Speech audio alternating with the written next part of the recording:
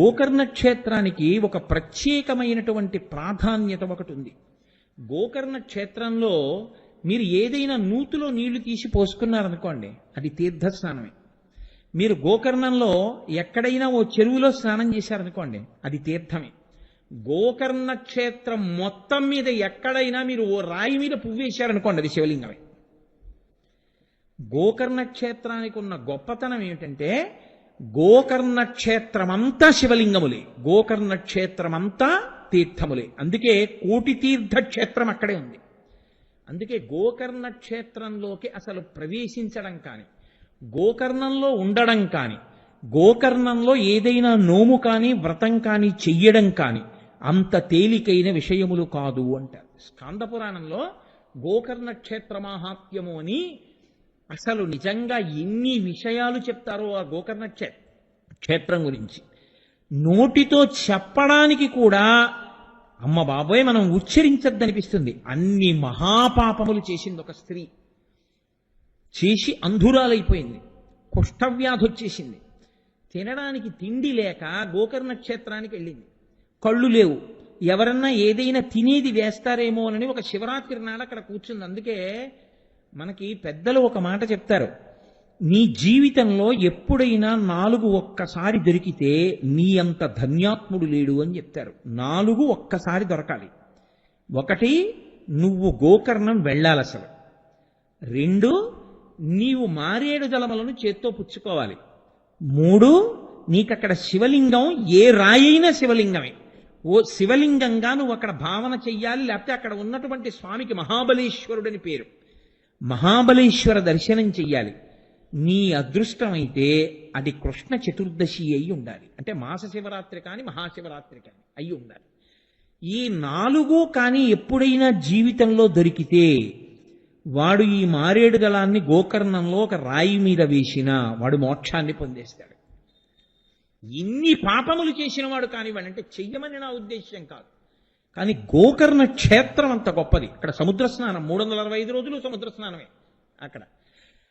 అటువంటి క్షేత్రంలో ఈవిడ వెళ్ళి కూర్చుంది అన్నం కోసం. ఈ పాపములు చేసినవాడు, అసలు నా నోటితో నేను వర్ణించలేను ఆ పాపాలన్నీ.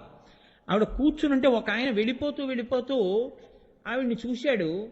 చూసి ఏమో ఎందుకు విసిరాడో తెలియదు, ముట్టుకున్నా పాపం పోతుంది కదా అనుకున్నాడో ఏమో, దర్శనం స్పర్శనం 2 గొప్పవు కదా మారేడు దళం.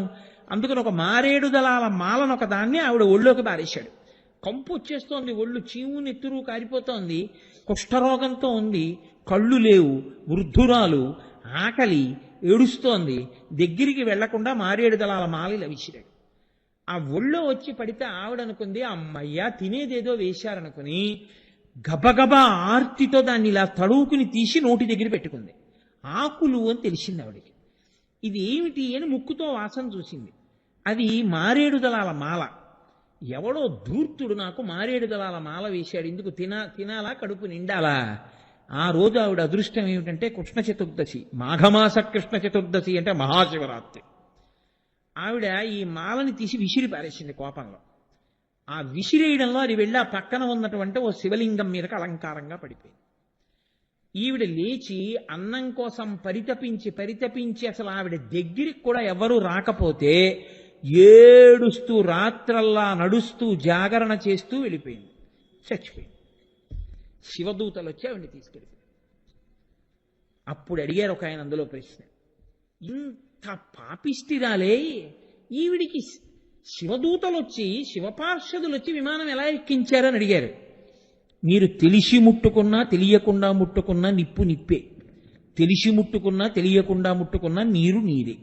గోకర్ణ క్షేత్రం అంత గొప్పది. అందుకే మనుష్య ఉపాధిలోకి వచ్చిన వాళ్ళు తప్పకుండా కొన్ని క్షేత్రముల మట్టి తొక్కాలి, అంటే వెళ్ళాలి.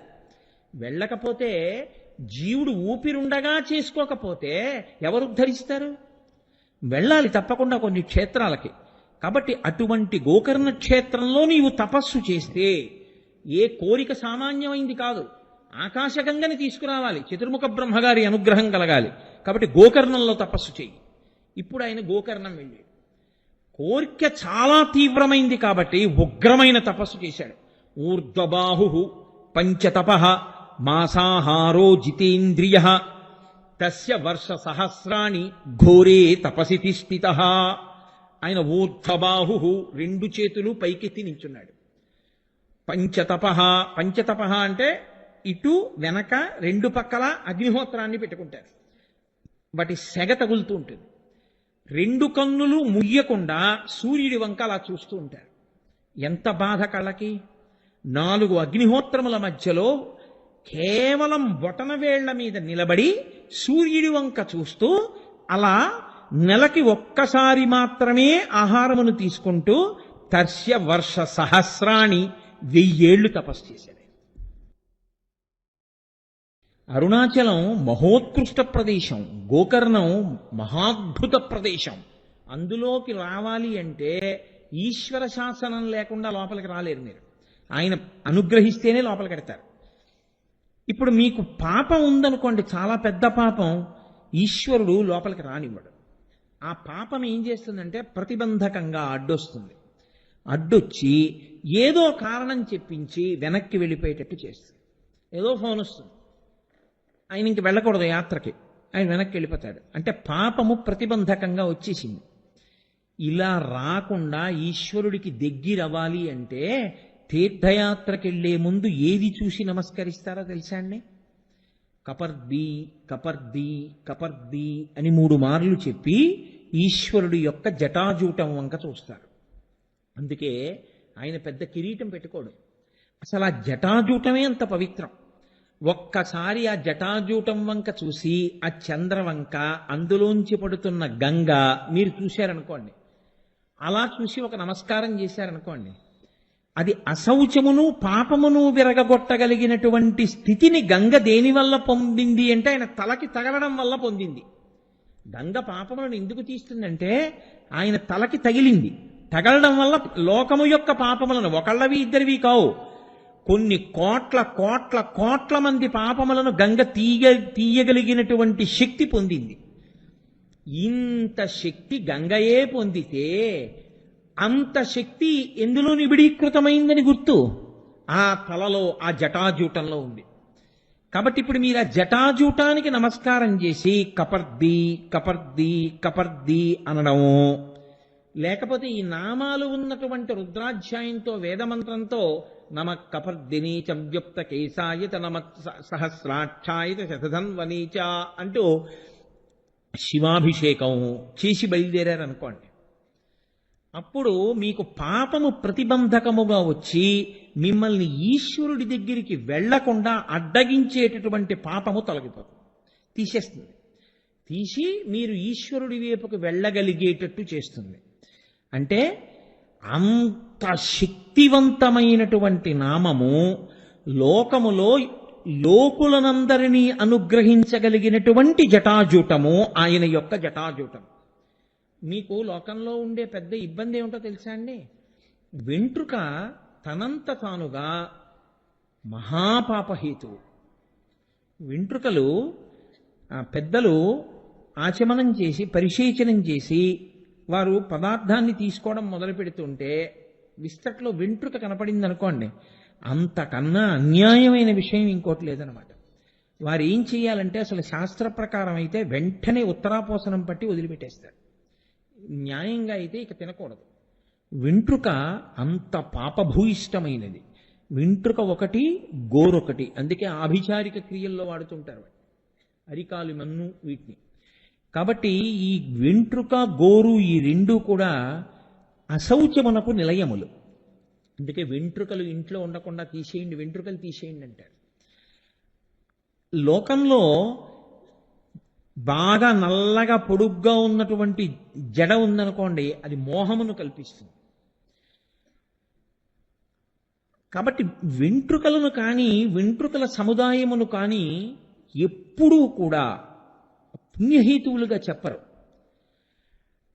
కాబట్టి వెంట్రుకల వంక చూడడం, వెంట్రుకల యొక్క సముదాయము వంక చూడడం అభ్యున్నతికి హేతువు కాదు. కానీ ఒక్క పరమశివ జటాజూటము, ఆయన యొక్క కేశముల సంఘాతము, ఆ జటలు, ఆ జడ, ఆయన యొక్క జుత్తు, ఆ కొప్పు చూసినంత మాత్రం చేత మీ పాపములన్నీ నశిస్తాయి.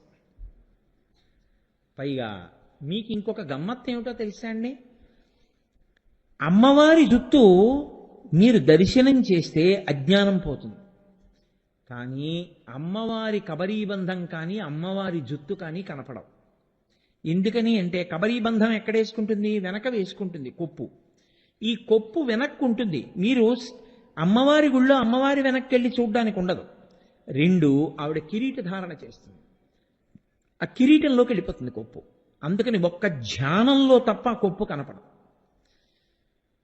అలాగే ఈశ్వరుడు యొక్క అరికాళ్ళు మీకు ఈశ్వరుడు అనుగ్రహిస్తేనే కనపడతాయి. పరమేశ్వరుడు యొక్క అరికాళ్లలో చాలా గమ్మత్తైన చిహ్నాలుంటాయి. రేఖామయధ్వజుధా కలశాతపత్ర వజ్రాంకుశాంబురుహ కల్పక శంఖ చక్రై భవ్యైరలంకృతతలౌ పరతత్వ చిహ్నై శ్రీవేంకటేశ చరణౌ శరణం ప్రపద్యే అంటాం. అమృతభాండము, నాగలి ఇలాంటివి. ఏది మీరు ఎలా చూస్తారు? కనపడతాయా మీకు? వెంకటేశ్వర స్వామి వారు నిలబడి ఉంటారు, ఎలా కనపడతాయి? మీకు కనపడవు. మీకు కనపడాలంటే ఆయన కూర్చోవాలి. ఆయన కూర్చుని మిమ్మల్ని కింద కూర్చోమన్నారు. మీరు కూర్చున్న తర్వాత ఇప్పుడు స్వామి మీ కాళ్ళు పట్టుకుంటానండి నా చేతులతో అన్నారనుకోండి, గృహీత్వా హస్తాభ్యాం శిరసి నయనే వక్షసి వహన్ అంటారు శంకరాచార్యులు వారి శివానంద లహరిలో. మీరు రెండు అరిచేతులతో ఆయన పాదాలు పట్టుకుని వంగి ఇలా కళ్ళకద్దుకుని, అబ్బా ఏమి ఘుమఘుమలయ్యా తండ్రి, పద్మముల చేత అలంకృతమై ఈ సువాసన అని మీరు ఇప్పుడు స్వామి తల మీద పెట్టుకుంటాను అని శృతీనామూర్ధానో దదతి తవయౌ శేఖరతయా మమాప్యేతో మాత శిరసి దయయా దేహి చరణవు అంటారు శంకరాచార్యులు వారు సౌందర్యలహరిలో.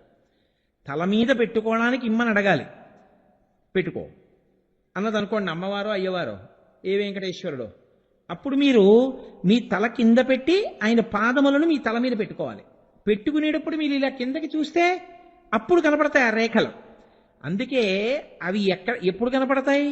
పరమయోగీంద్రులకు భావగోచరమైన సరిలేని పాదాల జంట కంటి. అవి మాంసనేత్రంతో చూసేది కాదు.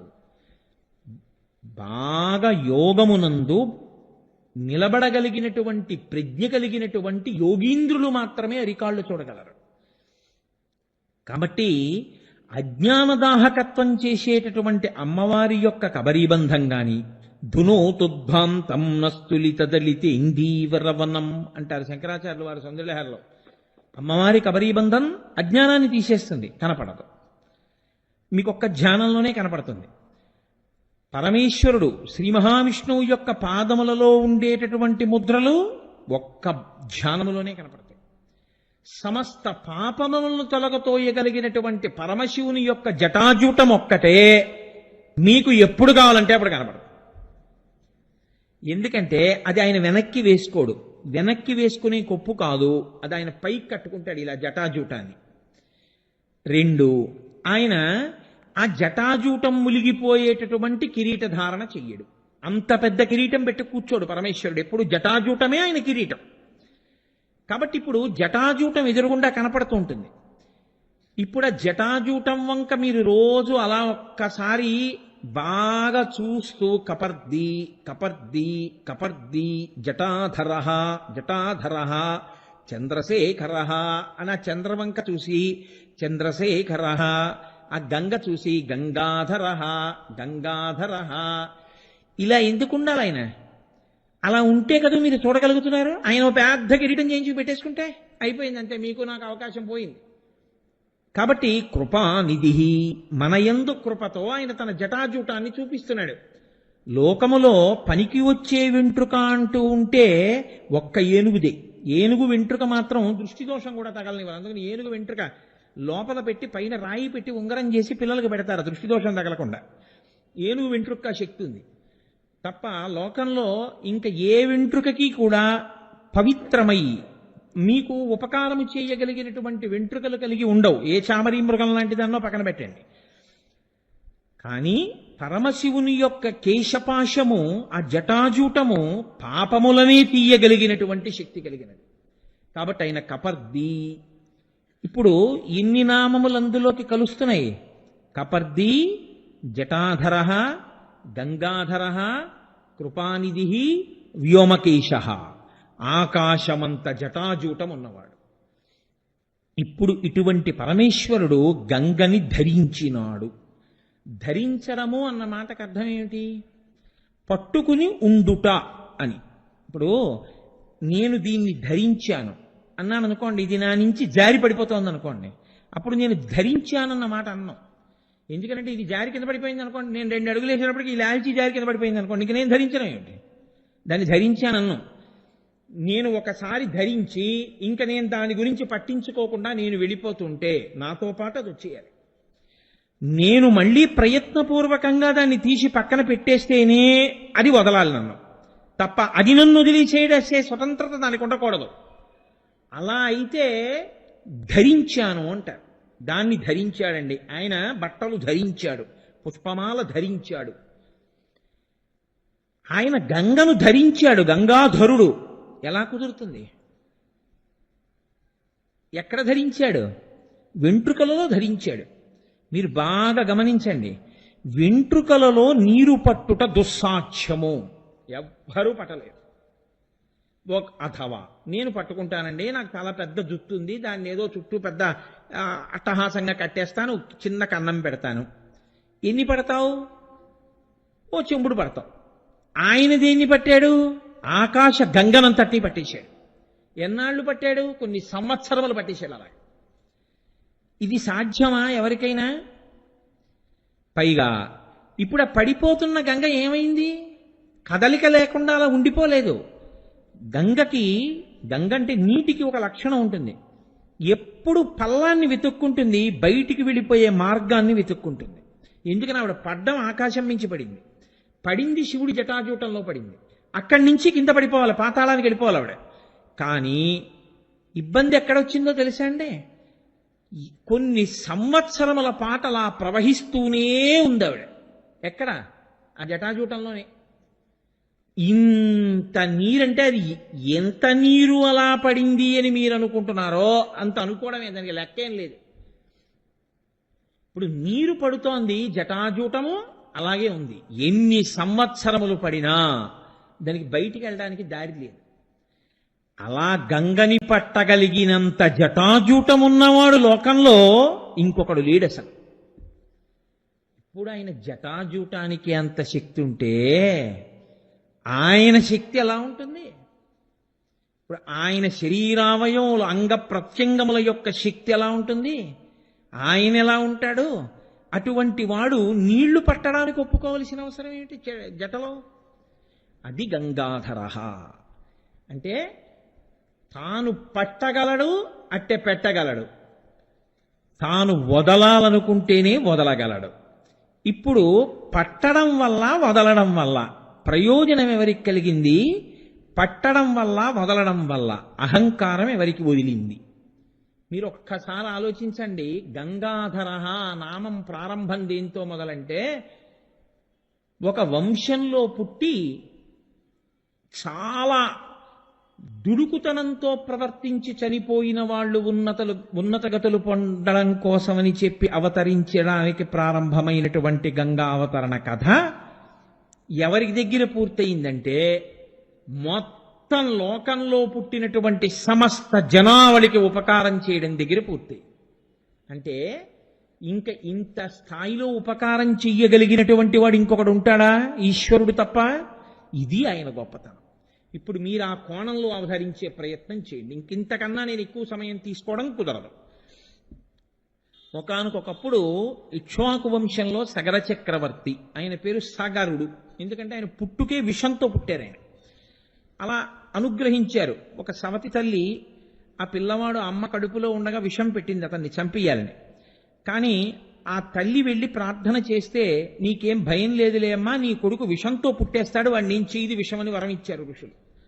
ఆయన అలా విషంతో పుట్టాడు కాబట్టి ఆయనకి సగరుడు అని పేరు. ఇప్పుడు ఆ సగర చక్రవర్తికి 2 భార్యలు. ఇక్ష్వాకు వంశంలో మీరు కొంచెం జాగ్రత్తగా గమనిస్తే ఓ గమ్మత్తు. ఇక్ష్వాకు వంశంలో ఎప్పుడూ పిల్లల కోసం తాపత్రయపడుతూ ఉండడం ఒకటి ఉంటుంది. అంత తేలిగ్గా వంశం నిలబడిపోవడం, పిల్లలు పుడుతూ ఉండడం జరుగుతూ ఉండదు. అక్కడక్కడ కొంచెం ఇబ్బంది పడుతూ ఉంటారు. రఘు మహారాజు గారు నందినీ దేవిని సేవించాడుగా. దశరథ మహారాజు గారు పుత్రకామిష్టి చేశాడుగా. కాబట్టి ఇప్పుడు ఆ ఇక్ష్వాకు వంశంలో పుట్టినటువంటి సగర చక్రవర్తికి 2 భార్యలు. పెద్ద భార్య పేరు కేశిని, చాలా సుగుణాల రాశి, అంత మంచిది. రెండవ భార్య పేరు సుమతి, ఆవిడ కూడా మంచిది. 2 భార్యలు మంచివాళ్ళు, రాజ్యం ఉంది, అకంటకంగా పరిపాలన చేస్తున్నాడు, సమస్త ఐశ్వర్యం ఉంది. ఒక్కటే లోటు, 2 భార్యలున్నారు కానీ ఒక్క నలుసు లేదు, బిడ్డలు లేరు. అంటే మీరు జాగ్రత్తగా పరిశీలనం చేస్తే సుఖపడడానికి సంతోషించడానికి ఎన్నున్నాయో ఇన్నిటినీ పక్కన పెట్టి అయ్యో ఇన్నున్నాయి కానీ అదొక్కట్లేదని దేని గురించి ఏడవడం వల్ల అది ఉంటే ఇవన్నీ లేకపోయినా పర్వాలేదని బాధపడవలసి ఉంటుందో అటువంటిది లేకుండా పోయింది. మీరు గమనించారో లేదో, ఇన్ని లేకపోయినా సుగుణాభిరాముడైన ఓ కొడుకున్నాడు అనుకోండి, మంచి కొడుకున్నాడనో తృప్తుండు, చాలు, ఇంత మహానుభావుడు అటువంటి వాడు కొడుకుగా పుట్టాడు. అన్నీ ఉన్నాయి, కొడుకే లేడు, పిల్లలే లేరు. ఇది సగర చక్రవర్తి బాధ. అంటే ఇప్పుడు ఈ బాధ ఎందుకు వచ్చింది? ఏదో పాపం వల్ల వచ్చింది. పాపం ప్రతిబంధకంగా నిలబడకపోతే కష్టం ఎందుకు వస్తుంది? కాబట్టి ఇప్పుడు ఇది పోవాలంటే ఏం చేయాలి? ఈశ్వరుడు యొక్క అనుగ్రహాన్ని పొందాలి. ఈశ్వరానుగ్రహం పొందాలంటే ఏం చేయాలి? తపస్సు చేయాలి. తపస్సు చేయాలంటే ఏం చేయాలి? దానికి యోగ్యమైన ప్రదేశం మీద కూర్చోవాలి. యోగ్యమైన ప్రదేశం ఏది? హిమాలయ పర్వతం. అక్కడ అందరూ తాపసులు నివసిస్తూ ఉంటారు, పరమ భాగవతోత్తములు అందరూ తిరుగుతూ ఉంటారు, అంచేత ఆ ప్రదేశము పునీతమై ఉంటుంది. కాబట్టి ఆయన హిమాలయ పర్వతాల మీదకెళ్ళి కూర్చుని తపస్సు మొదలెట్టాడు. అది ఎక్కడ తపస్సు చేస్తున్నాడు? భృగు ప్రస్రవణము అనబడేటటువంటి ఒక ప్రదేశంలో తపస్సు చేస్తున్నాడు. అక్కడికి ఒక రోజున భృగు అని పిలవబడేటటువంటి పరమ ప్రఖ్యాతి వహించినటువంటి ఋషి వచ్చారు. వచ్చి ఆయన సగర చక్రవర్తి వంక చూసి అన్నారు, సంతానం లేదని కదా నువ్వు బాధపడుతున్నావు, నీవు సంతోషపడిపోయేటట్టుగా వంశకరుడై వంశమును నిలబెట్టగలిగినటువంటి ప్రజ్ఞ ఉన్న ఒక కొడుకు 60,000 మంది పిల్లలు ఒక భార్య యందు నీకు జన్మిస్తారు, తృప్తేనా అన్నాడు. పిల్లలే లేరని ఏడుస్తున్న వాడికి ఒక భార్యకి 60,000 మంది. ఋషి అనుగ్రహిస్తే ఏముందండి, ఆయన దైవశక్తి అటువంటిది. ఒక భార్యకి వంశకరుడైన కొడుకు. వంశకరుడు అంటే ఏమిటి అర్థం? ఆయన తర్వాత కొడుకులు ఉంటారు, 60,000 మంది పిల్లలు ఉంటారు, వాళ్ళు వంశకరులన్న మాట ఋషి అనలేదు. అంటే దాని ఉద్దేశం ఏమిటి? వాళ్ళు ఇంకా పిల్లలు లేకుండానే వెళ్ళిపోతారు కదా. అలా వెళ్ళిపోవడానికి కారణం ఏమిటై ఉంటుంది? అత్యుత్సాహం. అత్యుత్సాహం అంటే ఏమిటో తెలుసా అండి? చేసేద్దాం తాపత్రయమే కానీ ఏది ఎలా చెయ్యాలో తెలియకుండా చేయడం, దానివల్ల ప్రమాదం వస్తుంది. ఆ ప్రమాదమే కొంప ముంచేస్తుంది. కాబట్టి ఇప్పుడు 60,000 మంది ఒక భార్యకి, వంశకరుడు ఒక భార్యకి అని ఆయన ఊరుకున్నాడు. ఇప్పుడు వీళ్ళిద్దరికి అనుమానం వచ్చింది, కేశినికి సుమతికి, ఎవరికి 60,000 మంది, ఎవరికి ఒకడు. కాబట్టి వాళ్ళన్నారు రాజు దగ్గరికి వెళ్ళి, మాలో ఎవరికి 60,000 మంది పుడతారు, ఎవరికి ఒకడు పుడతాడు అని అడిగారు. అడిగితే ఆయన అన్నాడు, ఈ మాట నన్ను అడిగితే నాకు తెలుసా, నేను ఆ వరం ఇచ్చిన వాడిని, తెలుసున్నవాడు ఆయన్నే అడుగుదాం. భృగు మహర్షిని అడిగారు. అడిగితే ఆయన అన్నాడు, నేను చెప్పడం ఎందుకు, మీలో ఎవరికి 60,000 మందో, ఎవరికి వంశకరుడో, మీలో ఎవరికి 60,000 మంది కావాలి, ఎవరికి ఒక్కడు కావాలి అడగండి అన్నాడు. మునేస్తు వచనం శ్రుత్వా కేశినీ రఘునందన పుత్రం వంశకరం రామ జగ్రాహన్ నృపసన్నిధౌ. ఆ కేశిని అంది, నాకు ఒక్క కుమారుడు వంశకరుడు చాలు. మహర్షి అన్నారు, తథాస్తు, నీకు వంశకరుడైన కుమారుడు జన్మిస్తాడు.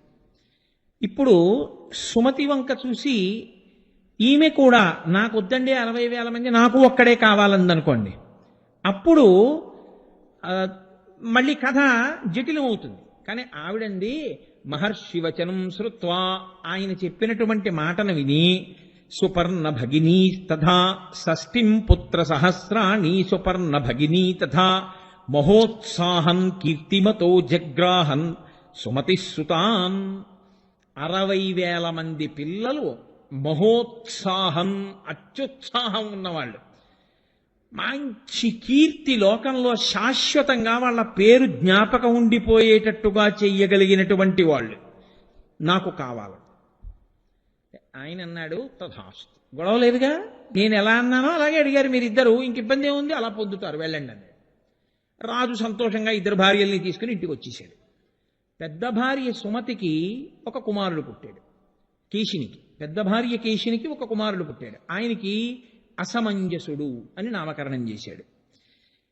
ఈ రెండవ భార్యకి ఒక పెద్ద సొరకాయ లాంటిది ఒకటి జన్మించింది.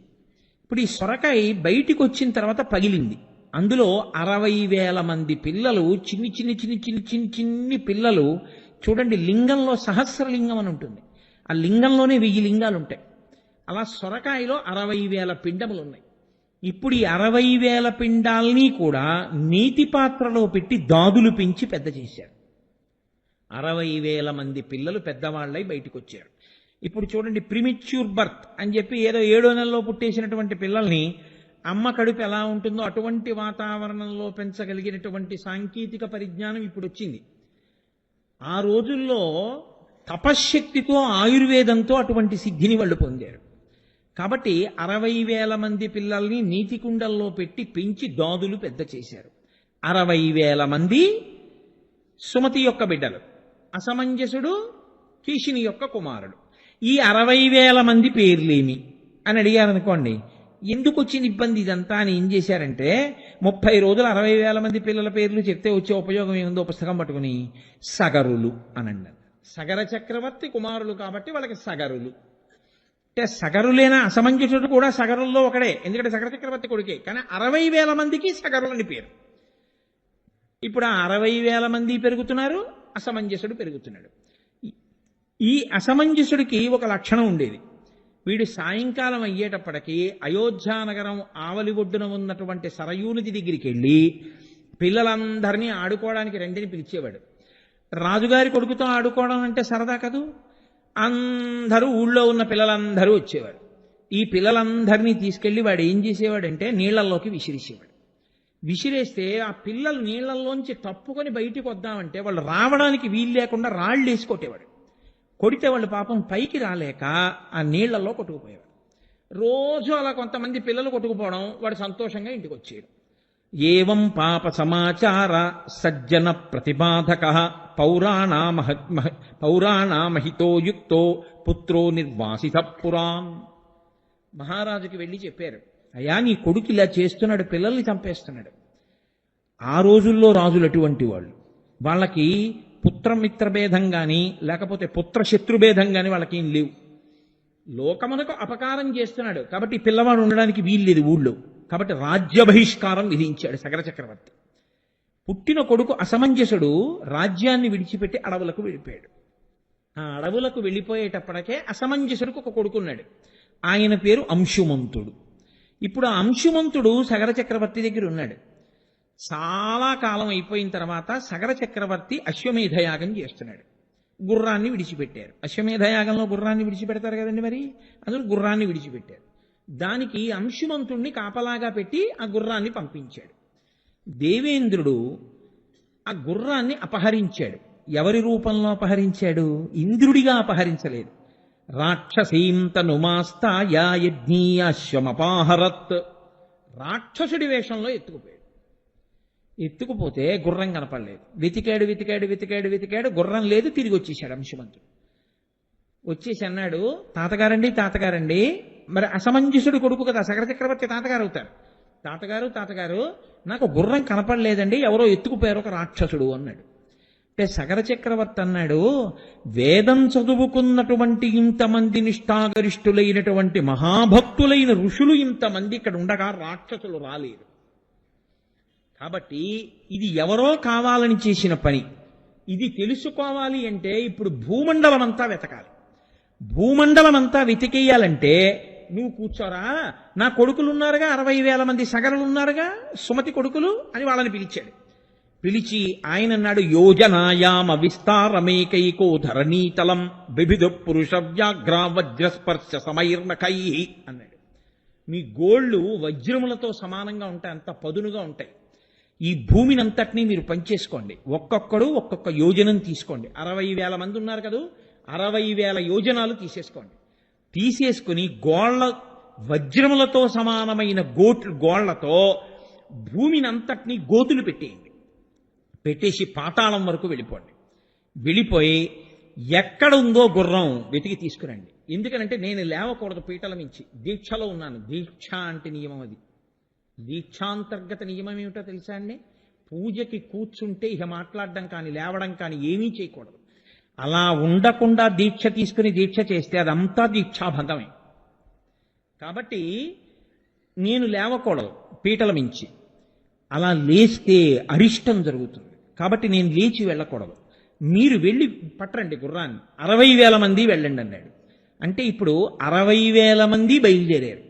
వాళ్ళు భూమిని అంతటినీ కూడా వెతికేశారు, భూమిని చీల్చేశారు, గోతులు పెట్టేశారు, పాతాళం దగ్గరికి వెళ్ళిపోయారు, కనపడ్డ వాళ్ళందరినీ చంపేశారు, రాళ్ల పెట్టి కొట్టేశారు, మా గుర్రం కనపట్టలేదన్నారు. భూమి అతలాకుతలమైపోయింది. ఎంతో ప్రాణికోటి నశించిపోతోంది. ఇప్పుడు దేవతలందరూ కలిసి ఇదేమిటి, పృథివీ స్వరూపమే పాడైపోతోంది, అసలు భూమి పాడైపోతోంది. వాళ్ళందరూ చతుర్ముఖ బ్రహ్మగారి దగ్గరికి వెళ్ళారు. వెళ్ళి వాళ్ళన్నారు, ఇదేమిటి, ఇదేమాగడం, 60,000 మంది సగరులు భూమిని అంతటినీ చీల్చేస్తున్నారు, పాడు చేసేస్తున్నారు. మరి ఈ ఆగడాల నుంచి భూమిని కాపాడేవాడు లేడా అని అడిగారు. అడిగితే ఆయన అన్నాడు, కాపిలం రూపమాస్తా యాధారయత్యనిశం ధరాన్ తస్య కోపాగ్నినా దగ్ధ. ఆయన శ్రీ మహావిష్ణువు ఈ భూమిని అంతటినీ కాపాడుతూ ఉంటాడు.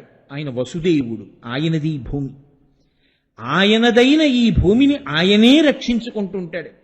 అటువంటి వాడు ఇప్పుడు కపిలుడు అన్న పేరుతో పాతాళలోకంలో తపస్సు చేస్తున్నాడు. వీళ్ళు ఎందుకు పుట్టారో తెలుసా? ఈ 60,000 మంది ఇంత మహోత్సాహంతో ఉండడానికి కారణం ఏమిటో తెలుసా? వీళ్ళ ఈ అత్యుత్సాహమే వీళ్ళ కొంప ముంచేస్తుంది.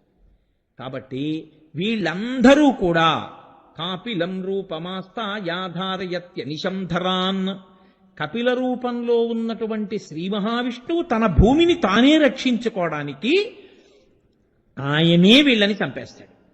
కాబట్టి తస్య కోపాగ్నినా దగ్ధా భవిష్యంతి నృపాత్మజాః.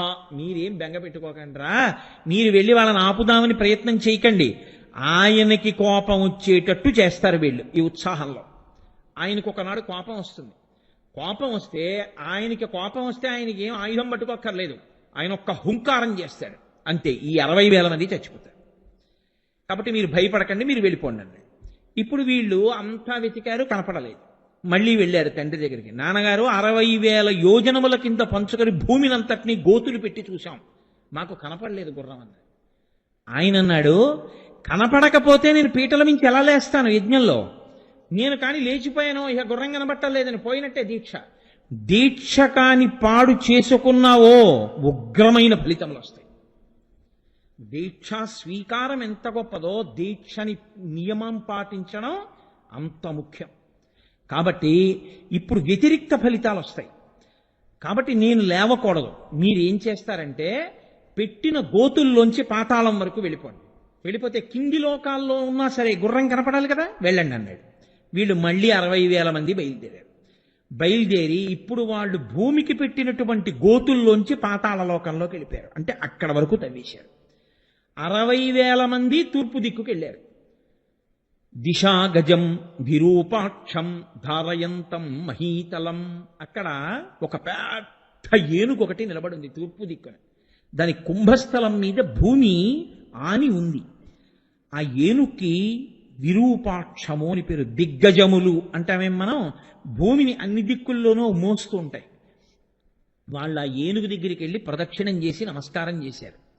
దానికి అప్పుడప్పుడు కుంభస్థలం నిప్పెడుతుందిట. మోసి మోసి మోసి మోసి మోసి నిప్పెట్టి ఒక్కసారి ఇలా ఎత్తి సర్దుకోవడానికి ఓసారి తల ఇలా కదుపుతుందిట. తల ఇలా కదపగానే భూకంపాలు వస్తాయి. అంత గొప్ప ఏనుగు. కాబట్టి విరూపాక్షం దిశాగజం విరూపాక్షం ధారయంతం మహీతలం. తూర్పు దిక్కున అటువంటి ఏనుగుని చూశారు. వాళ్ళకేమీ కనపడలేదు గుర్రం. అందుకని మళ్ళీ తూర్పు దిక్కు నుంచి దక్షిణ దిక్కుకు వచ్చారు. అంటే ప్రదక్షిణ పురస్సరంగా తిరుగుతున్నారు. దక్షిణ దిక్కుకు వచ్చారు. మహాపద్మం మహాత్మానం సుమహత్ పర్వతోపమం. ఆ, పర్వతం ఎంత ఉంటుందో అంత పెద్ద ఏనుగు ఒకటి కనపడింది దక్షిణ దిక్కు. దానికి మహాపద్మము అని పేరు. అది మోస్తోంది భూమిని. దానికో ప్రదక్షిణం చేశారు, దానికో నమస్కారం చేశారు. దక్షిణ దిక్కును కూడా గుర్రం కనబడలేదు. మరి దక్షిణం నుంచి పశ్చిమానికి వచ్చారు. అక్కడ చూశారు. అక్కడికొస్తే సౌమనసం దిశా గజం సౌమనసం ధారయత్యనిశం ధరాం. సౌమనసము అనబడేటటువంటి ఒక ఏనుగు పశ్చిమ దిక్కును మోస్తోంది. దానికో ప్రదక్షిణం చేశారు, అక్కడ గుర్రం కనపడలేదు. మళ్ళీ అక్కడి నుంచి ఉత్తర దిక్కుకు వచ్చారు. భద్రం భద్రే నవపుష ధారయంతం మహీమిమాం. భద్రము అనబడేటటువంటి ఒక పెద్ద ఏనుగు ఉత్తర దిక్కుని మోస్తోంది. అక్కడ కూడా ఉత్తర దిక్కును కూడా కనపడలేదు. అంటే వాళ్ళు భూమినంతటినీ వెతికి భూమిలోంచి కిందకి దిగి పాతాళానికి వెళ్ళి పాతాళంలో తూర్పు దక్షిణ పశ్చిమ ఉత్తరములు చూసేశారు. ఇక మిగిలిందేమిటి? ఈశాన్యం ఒక్కటే ఉంది, తూర్పుకి ఉత్తరానికి మధ్యలో. ఆ ఈశాన్య దిక్కుకి వెళ్ళారు. వెళ్ళేటప్పటికి అక్కడ కపిల మహర్షి తపస్సు చేసుకుంటున్నారు. శ్రీ మహావిష్ణువే కపిల మహర్షిగా కూర్చుని తపస్సు చేస్తున్నారు. వీళ్ళు అక్కడికి వెళ్ళి వెతుకుతున్నారు. వెతుకుతూ ఉంటే వీళ్ళ యజ్ఞాశ్వం అక్కడ కట్టేశాడు ఇంద్రుడు పట్టుకెళ్ళి. అక్కడ కనపడింది ఆ గుర్రం. అన్నన్నా అత్యుత్సాహం కదండి, ఆలోచన తక్కువ ఉత్సాహం ఎక్కువ. ఇదిగో రామన గుర్రం అన్నాడు. అమ్మమ్మమ్మ, ఎంతకాలం నుంచి వెతుకుతున్నానరా. నాన్నగారు అలా కూర్చుని ఉన్నారు పాపం దీక్షలో లేవకుండా. ఈ గుర్రాన్ని ఇక్కడికి తెచ్చి కట్టి ఎవడ కట్టేసి ఉంటాడు రా ఈ గుర్రాన్ని అన్నారు. తపస్సు చేసుకుంటున్నటువంటి కపిల మహర్షి కనబడ్డారు. ఆ గుర్రం ఇక్కడుంది, అదిగో ఆయన అక్కడ కూర్చున్నాడంటే ఆయనే పట్టుకొచ్చి ఉంటాడు, సంపేసేయండి రా ఆయన అన్నారు. ఆయన ఎవరో ఏమిటో తెచ్చాడో తేలేదో వినదగునెవ్వరు తెచ్చిన వినదగునెవ్వరు చెప్పిన వినినంతని వేగపడక వివరింపదగున్ కలికల్ల నిజము తెలిసిన మనుజుడెపో నీతిపరుడు మహిళో సుమతి. యుక్తాయుక్త విచక్షణ లేదు, ఒక పిచ్చి ఉత్సాహం అంతే. మహోత్సాహం కీర్తిమతో జగ్రాహ సుమతిశ్రుతాన్ అని కదా మరి ముందు. కాబట్టి వీళ్ళందరూ కనపడ్డ నాగళ్ళు, పెద్ద పెద్ద చెట్లు, కనపడినటువంటి కర్రలు, పొదలు అన్నీ చేత్తో పట్టుకున్నారు. పట్టుకుని ఆ కపిల మహర్షిని కొడతాను చంపేస్తామని ఆయన మీదకు పరిగెత్తారు. ఆయన ఏమిట్రా ఎంత పెద్ద కేకలు వినపడుతున్నాయని 60,000 మంది మీద పడిపోవడానికి వచ్చేస్తున్నారు. ఆయన ఒకసారి ఇలా కళ్ళు విప్పి చూశారు. 60,000 మంది రాజకుమారులు మీదకు వస్తున్నారు. ఆయన వెంటనే ఓసారి చూసి రోషేన మహితావిష్టోహుంకార మకరోత్తదా భస్మరాశీ కృతా సర్వే కాకుత్స సగరాత్మజాహ. ఆయన హుం అన్నాడంతే. ఆయన కోపం వచ్చింది. రా ఇలా మీద పడిపోతున్నారు వీళ్ళు, ఎవరు ఎందుకు వస్తారు, ఎందుకు మీద పడిపోతున్నారు ఇలాగా అని ఒక్క హుంకారం చేశాడు అంతే. ఆయన కోపంతో చేసినటువంటి హుంకారమునకు పరిగెత్తుకొస్తున్నటువంటి 60,000 మంది 60,000 భస్మరాశుల కింద పడిపోయారు. బూది కుప్పల కింద పడిపోయారు. విభూతి ఉండలు 60,000 పెడితే ఎలా ఉంటుందో అలా పడిపోయారు. గుర్రం అక్కడే ఉండిపోయి. వెళ్ళిన వాళ్ళ జాడ తెలియదు. లేస్తే దీక్ష పోతుంది, లేవకుండా కూర్చుందామంటే వెళ్ళిన వాళ్ళు ఏమైపోయారో తెలియదు. చూసి చూసి చూసి చూసి చూసి చూసి సగర చక్రవర్తి అన్నాడు, మళ్ళీ మనవడ వంశమంతుణ్ణి పిలిచాడు. ఒరే ఏదో ఉపద్రవం జరిగిందిరా ఎక్కడో, తిరిగి రాలేదు 60,000 మంది కొడుకులు. నువ్వు వెళ్ళి చాలా జాగ్రత్తగా ధనుర్బాణములు కత్తి అన్నీ పట్టుకుని వెళ్ళి వెతుకు భూమండలం అంతా అన్నాడు. ఆయన వెతికి వెతికి వెతికి వెతికి తన తండ్రులు తీసినటువంటి గోతులలోంచి పాతాళలోకానికి చేరాడు. చేరి ఆ పాతాళలోకంలో ఉన్నటువంటి భూమిని మోస్తున్న ఏనుగులన్నిటికీ ప్రదక్షిణ నమస్కారాలు చేశాడు. అవన్నీ నీకు గుర్రం కనపడుతుందని. ఆయన కూడా ఆఖరిని ఈశాన్య దిక్కున ఉన్నటువంటి కపిల మహర్షి ఆశ్రమం దగ్గరికి చేరుకున్నాడు. గుర్రం కనపడింది. చూశాడు. 60,000 బూది కుప్పలు కనపడ్డాయి. ఓహో, ఈ 60,000 బూది కుప్పలు మా తండ్రులవి, సుమతి కొడుకులువి. ఎంత అన్యాయం జరిగిపోయిందిరా, ఒక్కసారి చచ్చిపోయారనమాట తండ్రులందరూ. కాబట్టి ఇప్పుడు ఆయన కొడుకు కదండి అవుతాడు. మరి కొడుకు కాబట్టి తండ్రి చచ్చిపోయాడు అని తెలియగానే ఏం చేయాలి? జలతర్పణ చెయ్యాలి తండ్రికి. కాబట్టి ఆయన నీటితో తర్పణ విడిచిపెడదామని గబగబా చుట్టూ చూశాడు నీటి కోసం. ఎక్కడా కనపడలేదు నీళ్లు. ఎక్కడైనా సరోవరం ఉంటుందేమో అని వెళ్ళబోతున్నాడు. ఈ సుమతి గరుత్మంతుని యొక్క చెల్లెలు. ఇది చూసి ఆ గరుత్మంతుడు చెట్టు మీద కూర్చుని అన్నాడు, ఏమయ్యా, ఆ 60,000 మంది ఎలా చనిపోయారనుకుంటున్నావు? వాళ్ళు మామూలుగా చనిపోలేదు. మహోగ్రమైనటువంటి తపోనిష్ట కలిగినటువంటి బ్రాహ్మణ స్వరూపంలో ఉన్నటువంటి కపిల మహర్షి యొక్క హుంకారము చేత చచ్చిపోయారు. కాబట్టి వాళ్ళకి ఉత్తమ గతులు కలగవు. వాళ్ళు ఏ లోకానికి వెళ్ళరు. వాళ్ళు అలా తిరుగుతూ ఉంటారు. వాళ్ళకి జలతర్పణ చేసినా ఆ నీళ్లు వాళ్ళకి అందవు. వాళ్ళకి దాహం తీరదు. వాళ్ళు అలా తిరుగుతూ ఉంటారు. దాహంతో శోషించిపోతుంటారు.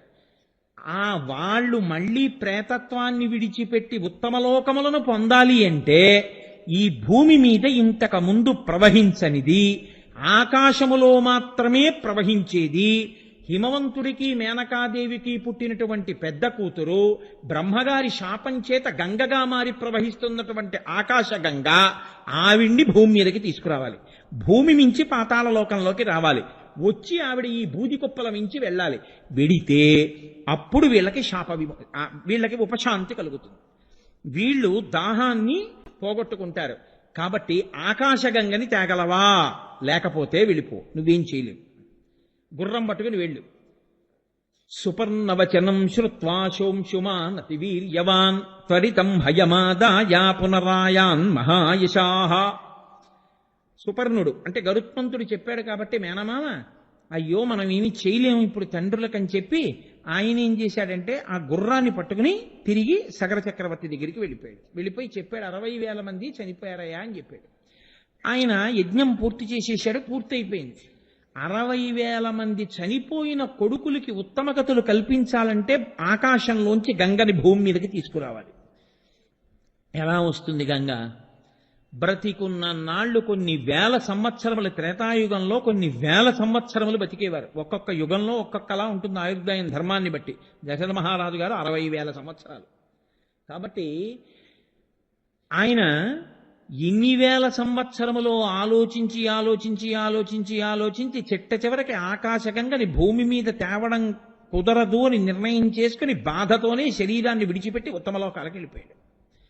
ఆయన కొడుకు అంశుమంతుడు, ఆయన మనవడు అంశుమంతుడు రాజయ్యాడు. ఎందుకని అసమంజసుడు అడవిలు పెట్టి వెళ్ళిపోయాడు, సగరులు చచ్చిపోయారు. అంశుమంతుడు రాజయ్యాడు. ఇప్పుడు ఈ అంశుమంతుడు రాజ్య పరిపాలన చేసి దిలీపుణ్ణి కన్నాడు. ఆయన కొన్ని వేల సంవత్సరములు ఆలోచించి ప్రయత్నించాడు. గంగని తేగలమా? మన పితృదేవతలు అలా ఉండిపోయారు. అంటే తద్దినం పెట్టడం, పితృదేవతల దాహం తీర్చడం ఎంత ముఖ్యమైనదిగా భావించిందో చూడండి మన జాతి. కాబట్టి ఇప్పుడు ఎలా వాళ్ళకి మళ్ళీ మనం ఉత్తమగతులు కల్పించడం? ఆలోచించి ఆలోచించి ఆలోచించి గంగని భూమి మీదకి తీసుకురాకుండానే దిలీపుడు కూడా వెళ్ళిపోయాడు. దిలీపుడు కొడుకు భగీరథుడు వచ్చాడు రాజ్యానికి. ఈ భగీరథుడు రాజ్యానికి రాగానే ఎలాగైనా ఆకాశగంగని తీసుకురావాలి. తీసుకొచ్చి మా పితృదేవతలందరూ కూడా తరించేటట్టు చెయ్యాలి. నేను ఎక్కడ తపస్సు చెయ్యను అని అడిగాడు. అడిగితే వాళ్ళన్నారు, గోకర్ణంలో తపస్సు చేయండి అన్నారు మంత్రులు. ఏమి గోకర్ణంలో ఎందుకు చెయ్యాలి? హిమవత్ పర్వతం మీద సగర చక్రవర్తి తపస్సు చేయడానికి వెళ్ళాడుగా సంతానం లేకపోతే, తను కూడా హిమవత్ పర్వతం మీదకి వెళ్ళకూడదా? కాదు. గోకర్ణ క్షేత్రానికి ఒక ప్రత్యేకమైనటువంటి ప్రాధాన్యత ఒకటి ఉంది. గోకర్ణ క్షేత్రంలో మీరు ఏదైనా నూతిలో నీళ్లు తీసి పోసుకున్నారనుకోండి, అది తీర్థస్నానమే. మీరు గోకర్ణంలో ఎక్కడైనా ఓ చెరువులో స్నానం చేశారనుకోండి, అది తీర్థమే. గోకర్ణ క్షేత్రం మొత్తం మీద ఎక్కడైనా మీరు ఓ రాయి మీద పువ్వేశారనుకోండి, అది శివలింగమే. గోకర్ణ క్షేత్రానికి ఉన్న గొప్పతనం ఏమిటంటే గోకర్ణ క్షేత్రమంతా శివలింగములే, గోకర్ణ క్షేత్రమంతా తీర్థములే. అందుకే కోటి తీర్థ క్షేత్రం అక్కడే ఉంది. అందుకే గోకర్ణ క్షేత్రంలోకి అసలు ప్రవేశించడం కానీ, గోకర్ణంలో ఉండడం కానీ, గోకర్ణంలో ఏదైనా నోము కానీ వ్రతం కానీ చెయ్యడం కానీ అంత తేలికైన విషయములు కాదు అంటారు. స్కాంద పురాణంలో గోకర్ణ క్షేత్ర మాహాత్మ్యము అని అసలు నిజంగా ఎన్ని విషయాలు చెప్తారో ఆ గోకర్ణ క్షేత్రం గురించి. నోటితో చెప్పడానికి కూడా అమ్మ బాబోయ్ మనం ఉచ్చరించద్దనిపిస్తుంది. అన్ని మహాపాపములు చేసింది ఒక స్త్రీ. చేసి అంధురాలైపోయింది, కుష్ఠవ్యాధి వచ్చేసింది, తినడానికి తిండి లేక గోకర్ణ క్షేత్రానికి వెళ్ళింది. కళ్ళు లేవు, ఎవరన్నా ఏదైనా తినేది వేస్తారేమోనని ఒక శివరాత్రి నాడు అక్కడ కూర్చుంది. అందుకే మనకి పెద్దలు ఒక మాట చెప్తారు, నీ జీవితంలో ఎప్పుడైనా 4 ఒక్కసారి దొరికితే నీ అంత ధన్యాత్ముడు లేడు అని చెప్తారు. 4 ఒక్కసారి దొరకాలి. 1, నువ్వు గోకర్ణం వెళ్ళాలి అసలు. 2, నీవు మారేడు దళములను చేత్తో పుచ్చుకోవాలి. 3, నీకక్కడ శివలింగం ఏ రాయైనా శివలింగమే. ఓ శివలింగంగా నువ్వు అక్కడ భావన చెయ్యాలి. లేకపోతే అక్కడ ఉన్నటువంటి స్వామికి మహాబలేశ్వరుడని పేరు. మహాబలేశ్వర దర్శనం చెయ్యాలి. నీ అదృష్టమైతే అది కృష్ణ చతుర్దశి అయి ఉండాలి. అంటే మాస శివరాత్రి కానీ మహాశివరాత్రి కానీ అయి ఉండాలి.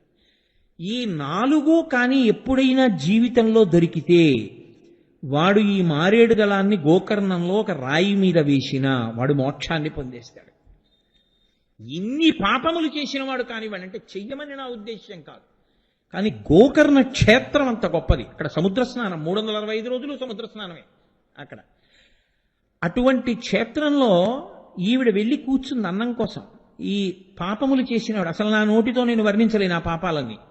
ఆవిడ కూర్చునుంటే ఒక ఆయన వెళ్ళిపోతూ ఆవిడ్ని చూశాడు. చూసి ఏమో ఎందుకు విసిరాడో తెలియదు, ముట్టుకున్నా పాపం పోతుంది కదా అనుకున్నాడో ఏమో. దర్శనం స్పర్శనం 2 గొప్పవు కదా మారేడు దళం. అందుకని ఒక మారేడు దళాల మాలను ఒక దాన్ని ఆవిడ ఒళ్ళోకి బారేశాడు. కంపు వచ్చేస్తోంది, ఒళ్ళు చీము నెత్తురు కారిపోతోంది, కుష్ఠరోగంతో ఉంది, కళ్ళు లేవు, వృద్ధురాలు, ఆకలి, ఏడుస్తోంది. దగ్గరికి వెళ్లకుండా మారేడు దళాల మాలిలా విసిరాడు. ఆ ఒళ్ళో వచ్చి పడితే ఆవిడనుకుంది అమ్మయ్యా తినేదేదో వేశారనుకుని గబగబా ఆర్తితో దాన్ని ఇలా తడువుకుని తీసి నోటి దగ్గర పెట్టుకుంది. ఆకులు అని తెలిసింది ఆవిడికి. ఇది ఏమిటి అని ముక్కుతో వాసన చూసింది. అది మారేడు దళాల మాల. ఎవడో ధూర్తుడు నాకు మారేడు దళాల మాల వేశాడు, ఇందుకు తినాలా కడుపు నిండాలా. ఆ రోజు ఆవిడ అదృష్టం ఏమిటంటే కృష్ణ చతుర్దశి, మాఘమాస కృష్ణ చతుర్దశి అంటే మహాశివరాత్రి. ఆవిడ ఈ మాలని తీసి విసిరి పారేసింది కోపంలో. ఆ విసిరేయడంలో అది వెళ్ళి ఆ పక్కన ఉన్నటువంటి ఓ శివలింగం మీదకి అలంకారంగా పడిపోయింది. ఈవిడ లేచి అన్నం కోసం పరితపించి అసలు ఆవిడ దగ్గరికి కూడా ఎవరూ రాకపోతే ఏడుస్తూ రాత్రల్లా నడుస్తూ జాగరణ చేస్తూ వెళ్ళిపోయింది, చచ్చిపోయింది. శివదూతలు వచ్చి ఆవిడని తీసుకెళ్ళిపోయింది.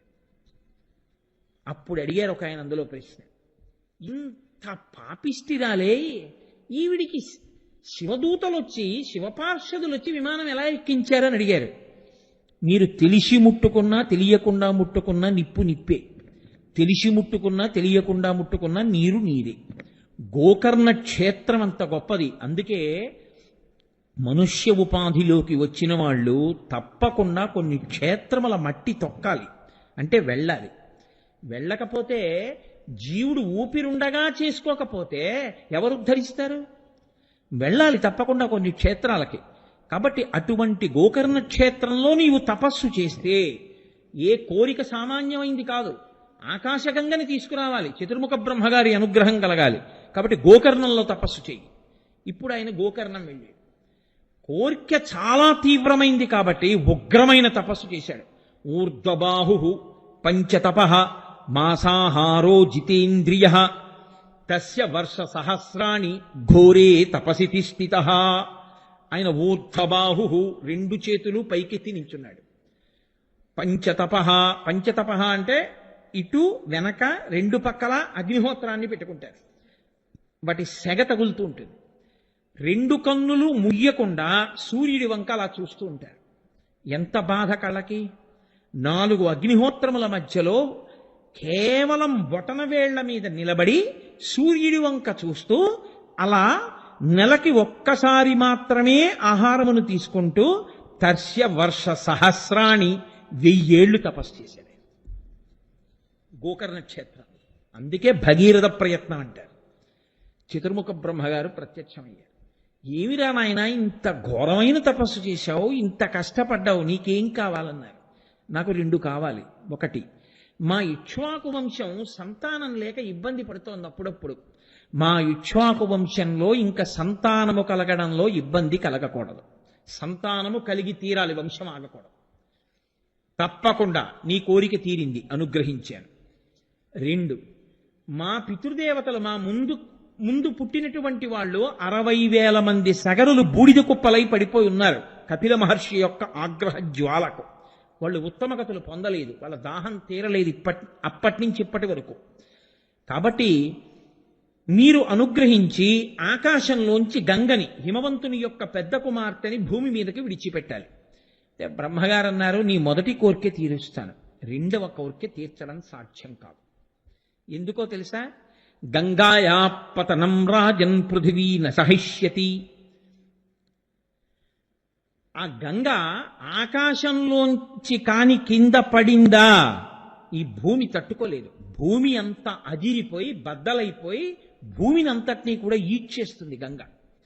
అంత శక్తివంతం పైనుంచి అలా పడుతుంది. కాబట్టి భూమి కూడా తట్టుకోలేదు, భరించగలిగినది భూమి, అటువంటి భూమి తట్టుకోలేదు. కాబట్టి నాకు తెలిసినంత వరకు ఇంకా అలా పట్టుకోగలిగినటువంటి వాడు అంటే గంగ కాదు, భూమి కాదు, ఆకాశం కాదు, సమస్తమును సృష్టించినటువంటి పరాత్పరుడైన మహేశ్వరుడైన సాంబసదాశివుడైన త్రయంబకుడైన ఒక్క ఈశ్వరుడు మాత్రమే పట్టుకోవాలి.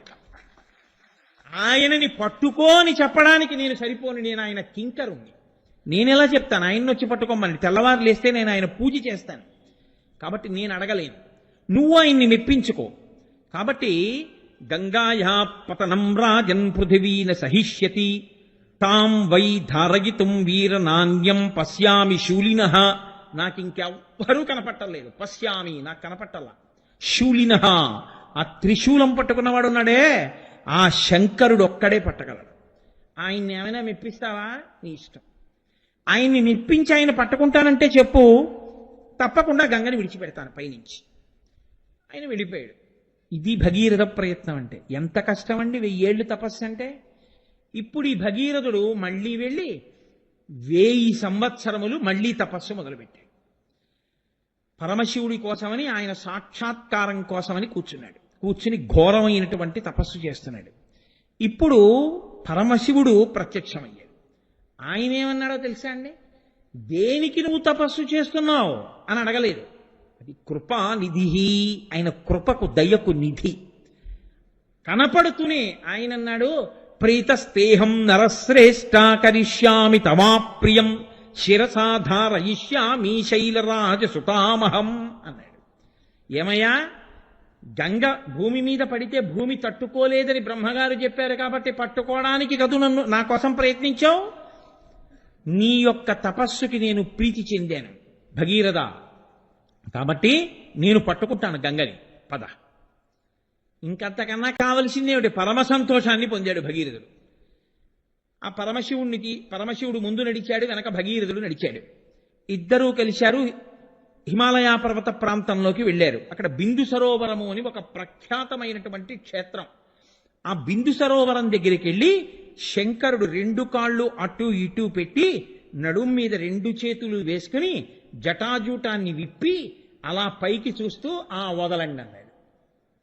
ఆ మూర్తిని మీరు చూసి తీరాలి. అసలు ఆ గంగావతరణం చేసేటటువంటి శంకరుడు అసలు ఆ మూర్తిని మనసులో ఊహ చేస్తేనే అబ్బా అనిపిస్తుంది. అలా ఉంటాడు. ఇలా నిలబడి వదలండి అన్న. నడుం మీద చెయ్యేసుకోవడం అంటే అంతటి సావధానం. పాండురంగడు వేసుకుంటాడు మళ్ళీ ఇలా. అందుకే ఆయన కూడా వేచి ఉండే దేవుడు. ఇటకరా అక్కడ పడేసి పుండలీకుడు అలా ఉండు, మా నాన్నగారి కాళ్ళు పడుతున్నాను, నేను వచ్చే వరకు ఉండంటే మనం చూడండి ఎవరి కోసమన్నా ఎదురు చూస్తుంటే ఇలా పెడతాం. అలా ఆయన కూడా భక్తుడి కోసం భగవంతుడు ఎదురు చూశాడు కాబట్టి పాండురంగడు నడుము మీద చేతులు వేసుకుంటాడు. అలా ఈయన నడుము మీద చేతులు వేసుకుని తలపైకెత్తి చూస్తున్నాడు గంగ పడుతుందని. బ్రహ్మగారు అన్నారు, గంగా పైనుంచి కింద పడు అంటే ఆవిడ పకపక నవ్వి ఆవిడంది, ఏమిటో పిచ్చాడు, తెలియదు నా సంగతి, నన్ను పట్టుకుంటాడా? ఎక్కడ పట్టుకుంటాడా? ఆ జటాజూటంలో పట్టేసుకుంటాడా నన్ను? ఆ జుత్తులో పట్టుకుంటాడా? అదేం పెద్ద బిందె కడవా ఏమిటి? భూమే పట్టుకోలేని దాన్ని ఓ జుత్తులో పట్టుకుంటాడా? ఈడ్చేస్తాను. తాబేళ్లతో, చాపలతో, మొసళ్లతో, పాములతో పైనుంచి నేను కింద పడిపోతుంటే కొన్ని కోట్ల హంసలు పెడుతున్నట్టుంటుంది ఆ నురగ. అంత ధారతో వచ్చి తల మీద పడగానే ఆ దెబ్బకి కింద పడిపోతాడు. నిజం తెలుసా అండి? అందుకే జలపాతం కింద స్నానం చేయడం తెలిసి చెయ్యాలి. తెలియకుండా తలకాని మీరు పెట్టారనుకోండి ఏమవుతుందో తెలుసా? 2 రోజులు హోరెక్కిపోతుంది తల. అందుకే జలపాతం కింద స్నానం చేస్తే చేతులు ఇలా అడ్డు పెట్టుకుని స్నానం చెయ్యాలి. తల ఎప్పుడైనా ఆ కపిల తీర్థం దగ్గరికి వెళ్ళి శేషాచలం మించి పడే నీటి కింద తల పెడితే తెలియకుండా పెట్టేశారనుకోండి, తల అదిరిపోతుంది. కాబట్టి తెలియదు పిచ్చేడికి, నించున్నాడు, ఈడ్చేస్తాను పాతాళానికి, ఏమిటో అనుకుంటున్నాడండి. ఆయనకి తెలియదండి, అందరి మనసులను తెలుసుకోగలిగిన వాడు కాబట్టి త్రినేత్రుడయ్యాడు ఆయన. ఓహో, ఎంత అహంకరిస్తోందిరా, నన్నే ఇచ్చేస్తానంటోందనుకున్నాడు. సాకథం చిన్మహీంగంతుం న శక్నోద్యత్నమాస్థిత నైవ నిర్గమనం లేభే జటామండలమోహిత అన్నారు మహర్షి. ఆయన పెద్ద జటాజూటాన్ని విప్పి నించున్నాడు. ఇంకా పైనుంచి గంగ ఏమి వేగమో వచ్చి పడిపోయింది. అలా అంత గంగ పడుతూ ఉంటే పక్కన నీ మీద పడితే తట్టుకోలేవా వేగాన్ని, భగీరథ దూరంగా పర్వత శిఖరం మీద నించోమన్నాడు. ఆయన గంగ శివుడి మీద పడి శివుడి మించి కింద పడుతుంది, కింద పడి ప్రవహిస్తుంది. ప్రవహించిన తర్వాత నేను వెళ్ళి పాతాళ లోకానికి తీసుకెడదాం, మా పితృదేవత మా పితరులు ఎక్కడ బూడిద కుప్పలై పడిపోయారో అక్కడికి తీసుకెడదామని పాప ఆయన నించున్నాడు. గంగ పడ్డం కనపడుతోంది, చుక్క కింద పట్టలేదు. ఆ జటాజూటంలో ఉండిపోయింది. ఎన్నేళ్ళు అలా కొన్ని వందల సంవత్సరములు పడుతూనే ఉంది గంగ. ఆయన అలా నిలబడే ఉన్నాడు. చుక్క నీరు ఇలా కూడా జారట్లేదు. అంత పెద్ద జటాజూటాన్ని నిర్మాణం చేశాడు. వ్యోమకేశ అందులో ఉండిపోయింది. అందులో అలా తిరుగుతూనే ఉంది. ఇప్పటికీట ఆ గంగ యొక్క తడి ఉండిపోయి ఆయన నాట్యం చేస్తుంటే ఆ తడి జటలు విచ్చుకుంటాయిట. విచ్చుకున్నప్పుడు ఆయన సోయగం గురించి ఆ పతంజలి వ్యాఘ్రపాదుడు నిలబడి చూస్తుంటారు ఆ శివతాండవాన్ని. ఏమీ అందం. అందుకే అసుర సంధ్య వేళలో శివాలయానికి వెడితే అందరి దేవతల దర్శనం అయిపోతుంది. రావణాసురుడు అదే కోరుకున్నాడు. జటాటవీగలజ్జల ప్రవాహ పావితస్థలే గళేవలం జలంబితాంభుజంగతుంగమాలికాం ఢమఢమఢమఢమన్ నినాదమడ్డవర్వయం చకార చండ తాండవంతనోతు శివ శివం జటాకటాహ సంభ్రమ భ్రమన్ నిలింప నిర్ఝరీ విలోల వీచి వల్లరీ విరాజమానమూర్ధని ధగద్ధగద్ధగజ్జలల్లలాట పట్ట పావకే కిశోర చంద్రశేఖరే రతి ప్రతిక్షణం మమ ధరాధరేంద్ర నందినీ విలాస బంధు బంధురస్ఫురద్దిగంత సంతతి ప్రమోదమాన మానసే కృపాకటాక్షధోరణీ నిరుద్ధదుద్ధరాపదిక్వచిద్దిగంబరే మనో వినోదమేతు వస్తుని అగర్వ సర్వమంగళా కళాకదంబ మంజరీ రసప్రవాహ మాధురీ విజృంభణా మధువ్రతం స్మరాంతకం పురాంతకం భవాంతకం మకాంతకం గజాంధకాంతకాంతకంతమంతకాంతకం భజే వృషద్విచిత్రతల్పయోర్భుజంగముక్తికస్రజో గరిష్టరత్నలోష్టయో సుహృద్విపక్షపక్షయో తుణారవింద చక్షుషో ప్రజామహీ మహేంద్రయో సమప్రవర్తయన్మనః కదా సదాశివం భజే కదా నిలింప నిర్ఝరీ నికుంజకోటరే వసన్ సద విముక్త నిర్ముచి సదా శిరస్తమంజలిం వహన్ విముక్తలోలలోచనల్లలాటపాల లగ్న కస్సివేతి మంత్రముచ్చర సదా సుఖీ భవామ్యహం అని స్తోత్రం చేశాడు శివుణ్ణి. ఈశ్వరా, నువ్వు తాండవం చేస్తుంటే, నువ్వు గిర్ర గిర్ర గిర్ర గిర్ర తిరుగుతూ ఉంటే, ఆ లోపల ఉన్నటువంటి గంగ కూడా బిందెలో తిరిగినట్టు తిరుగుతూ ఉంటే, ఆ తుంపర్లు బయటపడుతుంటే, ఎర్రటి జటలు తడి జటలు విచ్చుకుని అటు ఇటు పడుతుంటే, నువ్వు గిర్ర గిర్ర తిరుగుతుంటే, ఆ భస్మ కింద రాలుతుంటే, పావులు కిందకి పడిపోకుండా పట్టుకుని బుసలు కొడుతూ కోరలు కనపడేటట్టు నోళ్లు విప్పి నిలబడితే, గట్టిగా నీ ఒంటికి చుట్టుకునుంటే, అమ్మవారు పక్కన లాస్యం చేస్తుంటే, మహావిష్ణువు మధ్యలు మోగిస్తుంటే, గణపతి కీర్తన చేస్తుంటే, నువ్వు ఆ కైలాస పర్వతం మీద అసుర సంధ్య వేళలో తాండవం చేస్తుండగా, నేను కాశీపట్టణంలో ఆ గంగానదిలో ఉన్నటువంటి ఒక సైకతం మీద ఒక పొదరింటిలో కూర్చుని 3 కన్నులు కలిగినటువంటి నిన్ను పంచాక్షరీ మహామంత్రంతో జపం చేసి ఆ తాండవం చేస్తున్నటువంటి పరమశివాని దర్శనాన్ని ఎప్పుడు పొందుతానో అని స్తోత్రం చేశాడు. అటువంటి తాండవం చేసేటటువంటి వాడు. అందుకే ఆయన పేరు చెప్తే చాలు వెంటనే గంగా అంటారు. అలా గంగని పట్టి కొన్ని సంవత్సరములు ఉండిపోయాడు. అలా తిరుగుతోందంతే ఆవిడ. సాకథం చిన్మహీంగంతుం న శక్నోద్యత్నమాస్థితః నైవ నిర్గమనం లేభే జటామండలమోహిత. ఆ జటామండలంలో ఉండిపోయింది. చూశాడు చూశాడు చూశాడు చూశాడు పాపం భగీరథుడు. కింద పడుతుందేమో అని చూస్తున్నాడు, కింద పడదు. ఎప్పటికిరా బ్రహ్మగారి గురించి తపస్సు చేశాను, శివుడి గురించి తపస్సు చేశాను, తీరా గంగ పడ్డం మొదలెట్టింది, చుక్క కింద పడదు. ఏం చేయడం? మళ్ళీ పరమశివుడి గురించి మళ్ళీ తపస్సు మొదలు పెడితే శంకరుడు అన్నాడు, గంగ అహంకరించింది, కట్టేశాను. నువ్వు కోరుకున్నావు కాబట్టి విడిచిపెట్టేస్తున్నాను. ఇప్పుడు గంగకి తెలిసి వచ్చింది, ఓహో శంకరుడి జటాజూటం అంటే ఇలా ఉంటుందని అప్పటి నుంచి కోరుకుందిట. ఉంటే ఇక్కడే ఉంటాను. మహానుభావుడి జటాజూటంలో పడ్డాను చాలని ఆయన విడిచిపెట్టాడు. సాకథం చిన్మహీంగంతుం, వెంటనే గగనా శంకర స్థిత తతోధర నిమాశ్రిత వ్యసర్పత జలం తత్ర తీవ్ర శబ్ద పురస్కృతం అంటారు. ఆ ఆకాశంలోంచి గంగ పెద్ద ధార కింద పడిపోతుంటే ఆ పక్కన పెద్ద పెద్ద నురగ తుంపర్లు లేచాయి. అప్పటికి ఎప్పటి నుంచో పడిపోతోందేమో, ఆ చుట్టుపక్కలంతా మంచులాగా పట్టేసింది. కొన్ని లక్షల హంసలు వచ్చి నిలబడితే ఎలా ఉంటుందో అంత తెల్లటి పొంగు నురుగు, అంత నీటితో ఆ జటాజూటం ఉంది. ఇంకా కొన్ని వేల సంవత్సరములు పడ్డా జటాజూటంలో పడతాడు ఆయన. అటువంటి గంగని ఇప్పుడు ఆయన ఒక్కసారి విడిచిపెట్టేశాడు. విడిచిపెట్టేసేటప్పటికి కుండలోంచి నీరు అన్ని పక్కల నుంచి పడిపోయినట్టు, అందులోంచి పడిపోయినటువంటి నీరు తూర్పు దిక్కుకి 3 ప్రవాహాలు వెళ్ళిపోయాయి. 3 పాయలు తూర్పు దిక్కుగా ప్రవహించి వెళ్ళిపోయాయి. నళిని, లాదిని, పాదిని. పశ్చిమ దిక్కుగా 3 పాయలు వెళ్ళిపోయాయి. అవే సుచక్షువు, సీత, సింధువు. 7వ పాయ భగీరథుడున్న వైపుకి వెళ్ళింది. ఇప్పుడిది దేవతలు చూశారట. ఒరే ఇంతకు ముందు అన్నాడు చూడలేదు, ఏమి గంగావతరణం రా, ఆకాశగంగ పైనుంచి శివుడి మీద పడుతోంది. శివుడి జటాజూటంలోంచి ఆయన శరీరాన్ని తాకి హిమాలయాల మీద పడుతోంది. హిమాలయాల్లోంచి భూమి మీద పెడుతోంది. భూమి మీద ముందు భగీరథుడు వెడుతున్నాడు. భగీరథుడి రథం వెనక గంగ వెళ్ళిపోతోంది. యథా భగీరథో రాజా తతో గంగా యశస్విని జగామ సరితా శ్రేష్ఠ సర్వ పాప ప్రణాశిని. ఆ గంగ భగీరథుడి రథం వెనకాల వెడుతోంది. అందులో ఎండ్రకాయలు, తాబేళ్లు, మొసళ్ళు, పాములు అన్నీ అందులో ఆ ప్రవాహంలో వెళ్ళిపోతున్నాయి. అబ్బబ్బబ్బా ఏమి గంగావతరణం, చూద్దాం రందని దేవతలు, యక్షులు, గంధర్వులు, కిన్నెరులు, కింపురుషులు, మహోరగాలు అన్నీ కూడా తమ తమ లోకాలన్నీ ఖాళీ చేసేసాయి. రథాలెక్కి ఎవరి వాహనాలెక్కి వాళ్ళందరూ వచ్చేశారు. వచ్చేసి వాళ్ళందరూ ఆ గంగా ప్రవాహం భగీరథుడి రథం వెనకాల వెళ్ళిపోతుంటే చూద్దాం రండి అని అందరూ ఆ ప్రవాహం వెనకాల వెళ్ళిపోతున్నారు. మధ్యలు వాయించేవాళ్ళు మధ్యలు వాయిస్తున్నారు, నాట్యాలు చేసేవాళ్ళు నాట్యాలు చేస్తున్నారు. అంత పెద్ద ప్రవాహం పడిపోతుంటే తల పెడితే తల బద్దలైపోతుంది. కాబట్టి తత్ర దేవర్షి గంధర్వాహ వసుధా తలవాసినః భవాంగపతి తంతోయం పవిత్రమితి పస్పృశు. పరమశివుడి యొక్క తలకి పరమశివుడి యొక్క ఒంటికి తగిలింది కాబట్టి ఇప్పుడు గంగకి పాపములు పోగొట్టగలిగిన శక్తి వచ్చింది.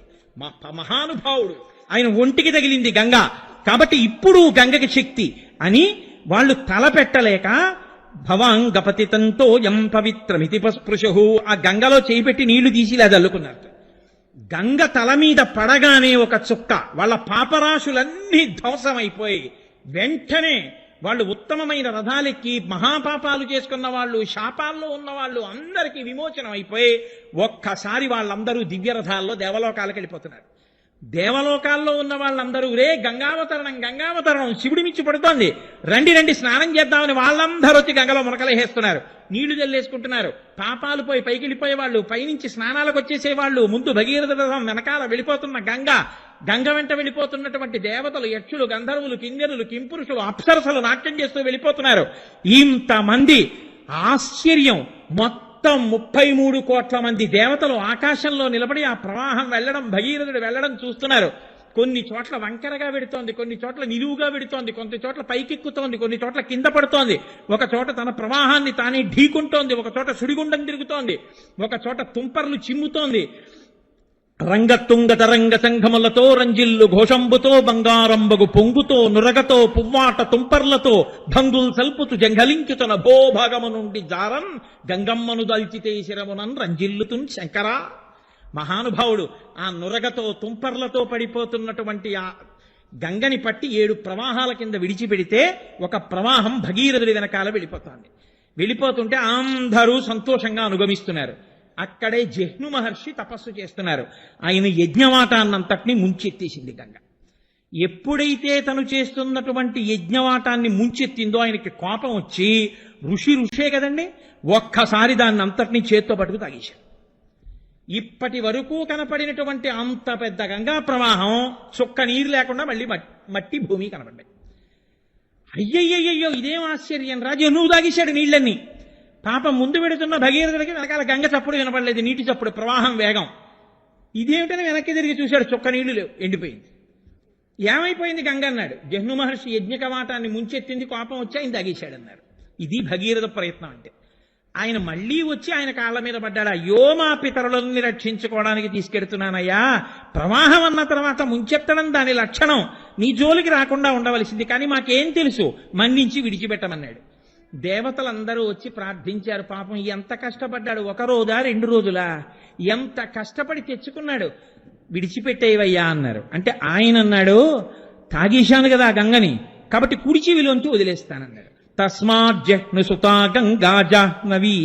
ఆవిడ ఆ జహ్ను మహర్షి యొక్క కుడి చెవిలోంచి విడిచిపెట్టబడింది కాబట్టి, ఆయన శరీరంలోంచి బయటికి వచ్చింది కాబట్టి తనూభవ అంటే కూతురయింది. కాబట్టి ఆవిడ్ని జాహ్నవి అని దేవతలందరూ కూడా పిలవడానికి ఒప్పుకున్నారు. కాబట్టి జహ్ను మహర్షి యొక్క పేరు మీద ఆయనకి కూతురైంది. ఇప్పుడు జాహ్నవి అన్న పేరుతో గంగ మళ్ళీ భగీరథుడి వెనకాల మళ్ళీ ప్రవాహం మొదలుపెట్టింది. అందుకే అప్పటి నుంచి ఇప్పటి వరకు ఆ గంగ యొక్క అంశ ప్రతి జీవులకి కుడి చెవిలో ఉంటుంది. పూజ చేసేటప్పుడు ఆవలించిన, తుమ్మిన, దగ్గిన, శరీరంలోంచి నవరంధ్రాలలోంచి ఎట్నించన్న గాలి బయటికి వెడితే ఆ పూజ అక్కడతో పూర్తయిపోతుంది. ఆ తర్వాత చేసే పూజ ఇంకా లెక్కలోకి తీసుకోరు. కాబట్టి మళ్ళీ నవరంధ్రములలోంచి గాలి బయటికి వెళ్ళిందో మళ్ళీ స్నానం చేసి వచ్చి మళ్ళీ పూజ చేయాలి, ఆచమనం చేసి. మళ్ళీ లేచి స్నానం చేసి మళ్ళీ వచ్చి కూర్చుంటే మాత్రం మళ్ళీ నీకు నవరంధ్రాల్లోంచి గాలి వెళ్ళదని గుర్తేమిటి? అందుకని ఏం చేస్తారంటే, ఎప్పుడైనా తుమ్మడమో దగ్గడమో ఇలాంటి పని జరిగిందనుకోండి, పూజ చేసేటప్పుడు ఓసారి కుడి చెవి మీద చెయ్యేసుకుంటారు. అంటే గంగా స్నానం చేసినటువంటి ఫలితం లభిస్తుంది. కాబట్టి ఇప్పుడు ఆ జహ్ను మహర్షి యొక్క కుమార్తె ఆయన కుడి చెవిలోంచి బయటికి వచ్చింది. ఇప్పుడు మళ్ళీ ఆ జాహ్నవీ రూపంతో ప్రవహించింది. ఆ భగీరథుడు ముందు రథం మీద వెళ్లి పాతాళలోకానికి తీసుకెళ్లాడు. పాతాళలోకంలోకి వెళ్లి ఆ సగరులు 60,000 మంది యొక్క బూది కుప్పల మించి ప్రవహించింది. ప్రవహించగానే వాళ్ళందరికీ దాహం తీరి వాళ్ళు ప్రేతత్వం నుంచి విముక్తి పొంది వాళ్ళందరూ ఉత్తమ లోకాలకి వెళ్ళిపోయారు, 60,000 మంది. వెంటనే చతుర్ముఖ బ్రహ్మగారు వచ్చి అన్నారు, ఉరే నాయన, అనన్య సామాన్యమైన కార్యం రా, లోకంలో ఎవరూ చెయ్యలేరు, అసలు ఊహించలేరు. నా గురించి తప్పించావు, పరమశివుడి గురించి తప్పించావు, ఆయన పట్టేస్తే మళ్ళీ తప్పించావు, జహ్నువు తాగితే ప్రార్థించావు, నీ పితరుల కోసం ఇంత శ్రమ పడ్డావు, వాళ్ళని పితృదేవతా స్థానంలోకి తీసుకెళ్లి ఉత్తమగతులు కల్పించావు. కాబట్టి ఈ భూమి మీద ప్రవహించేటటువంటి గంగకి నీ పేరు మీద భగీరథుని యొక్క కుమార్తెగా భాగీరథి అని నామకరణం చేస్తున్నాను. కాబట్టి ఆకాశంలో ప్రవహించేటటువంటిది దేవగంగ, భూమి మీద ప్రవహించేది భాగీరథి, మళ్ళీ పాతాళలోకంలో ప్రవహించేటటువంటిది ఒక గంగా ప్రవాహం. కాబట్టి ఆవిడికి త్రిపథగా అని పేరు వచ్చింది. మందాకిని, భాగీరథి, భోగవతి. పాతాళలోకంలో ప్రవహిస్తే భోగవతి ఆవిడ పేరు. 3 పేర్లతో గంగ 3 లోకముల యందు ప్రవహిస్తూ ఉంటుంది. ఇంత గొప్పదైనటువంటి ఆఖ్యానము ఈ గంగావతరణము. ఈ గంగావతరణం గురించి చెప్పి శ్రీమద్ రామాయణంలో వాల్మీకి మహర్షి ఎంత గొప్ప ఘట్టానికి ఫలశ్రుతి చెప్పారు. ఆయన 2 ఘట్టాలకి ఫలశ్రుతి చెప్పారు. ఒకటి గంగావతరణం, 2 షణ్ముఖోత్పత్తి. సుబ్రహ్మణ్యేశ్వర స్వామి వారు పుట్టినప్పుడు చెప్పారు, మళ్ళీ గంగావతరణం జరిగినప్పుడు చెప్పారు. ఆయన అన్నారు, ఇదమాఖ్యానం అవ్యగ్రో కాకుత్స గంగావతరణం శుభం. అవ్యగ్రమైన మనస్సుతో ఇదిలా జరుగుతుందా, నిజమేనా, అబద్ధమేనా, ఇలాంటి వెర్రి ఆలోచనలు లేకుండా పవిత్రమైనటువంటి మనస్సుతో ఈ గంగావతరణాన్ని పరమశివుడికి నమస్కారం చేస్తూ దేవాలయ ప్రాంగణంలో ఎవరైనా వింటే ఉత్తర క్షణంలో వాళ్ళ యొక్క పాపరాశి అంతా దగ్ధమైపోతుంది. గంగావతరణం వినగానే పాపరాశి పోవడం వల్ల వాళ్ళందరికీ కూడా సమస్తమైనటువంటి కోర్కెలు తీరుతాయి. కోర్కెలు తీరడంతో పాటుగా దీర్ఘాయుర్దాయము, కీర్తి కలిగగలిగినటువంటి రీతిలో వాళ్ళ జీవితము మలచబడుతుంది. కాబట్టి గంగావతరణం అనేటటువంటి ఘట్టము అంత ప్రఖ్యాతమైన ఘట్టము అని వర్ణించారు. ఎంతో మంది పెద్దలు ఇప్పటికీ గంగ దగ్గరికి వెడుతుంటారు, గంగలో స్నానం చేస్తూ ఉంటారు, పాపములన్నిటినీ పోగొట్టుకుంటూ ఉంటారు. గంగా స్నానం అంత గొప్పది ఎందుకైందో తెలుసా అండి? ఒక్కటే కారణం. గంగకంత గొప్పతనం రావడానికి పరమశివుడి యొక్క శరీరములకు తగలడమే కారణము. వాల్మీకి మహర్షి రామాయణంలో తీర్పు చెప్పారు. భవాంగపతితం తోయం, పరమశివుని ఒంటికి తగిలింది కాబట్టి గంగకు ఆనాటి నుండి ఈనాటి వరకు పాపములను పోగొట్టగలిగినటువంటి శక్తి కలిగి ఉన్నది. కేవలం వెళ్ళి ఒక మునక వేస్తే చాలు. అందుకే శంకరాచార్యుల వారు భజగోవిందం చేస్తే భగవద్గీత కించిదధీత గంగాజలలవకణికాపీత సకృతపయేన మురారి సమర్చ క్రియతే తస్య యమేన నచర్చ అంటారు.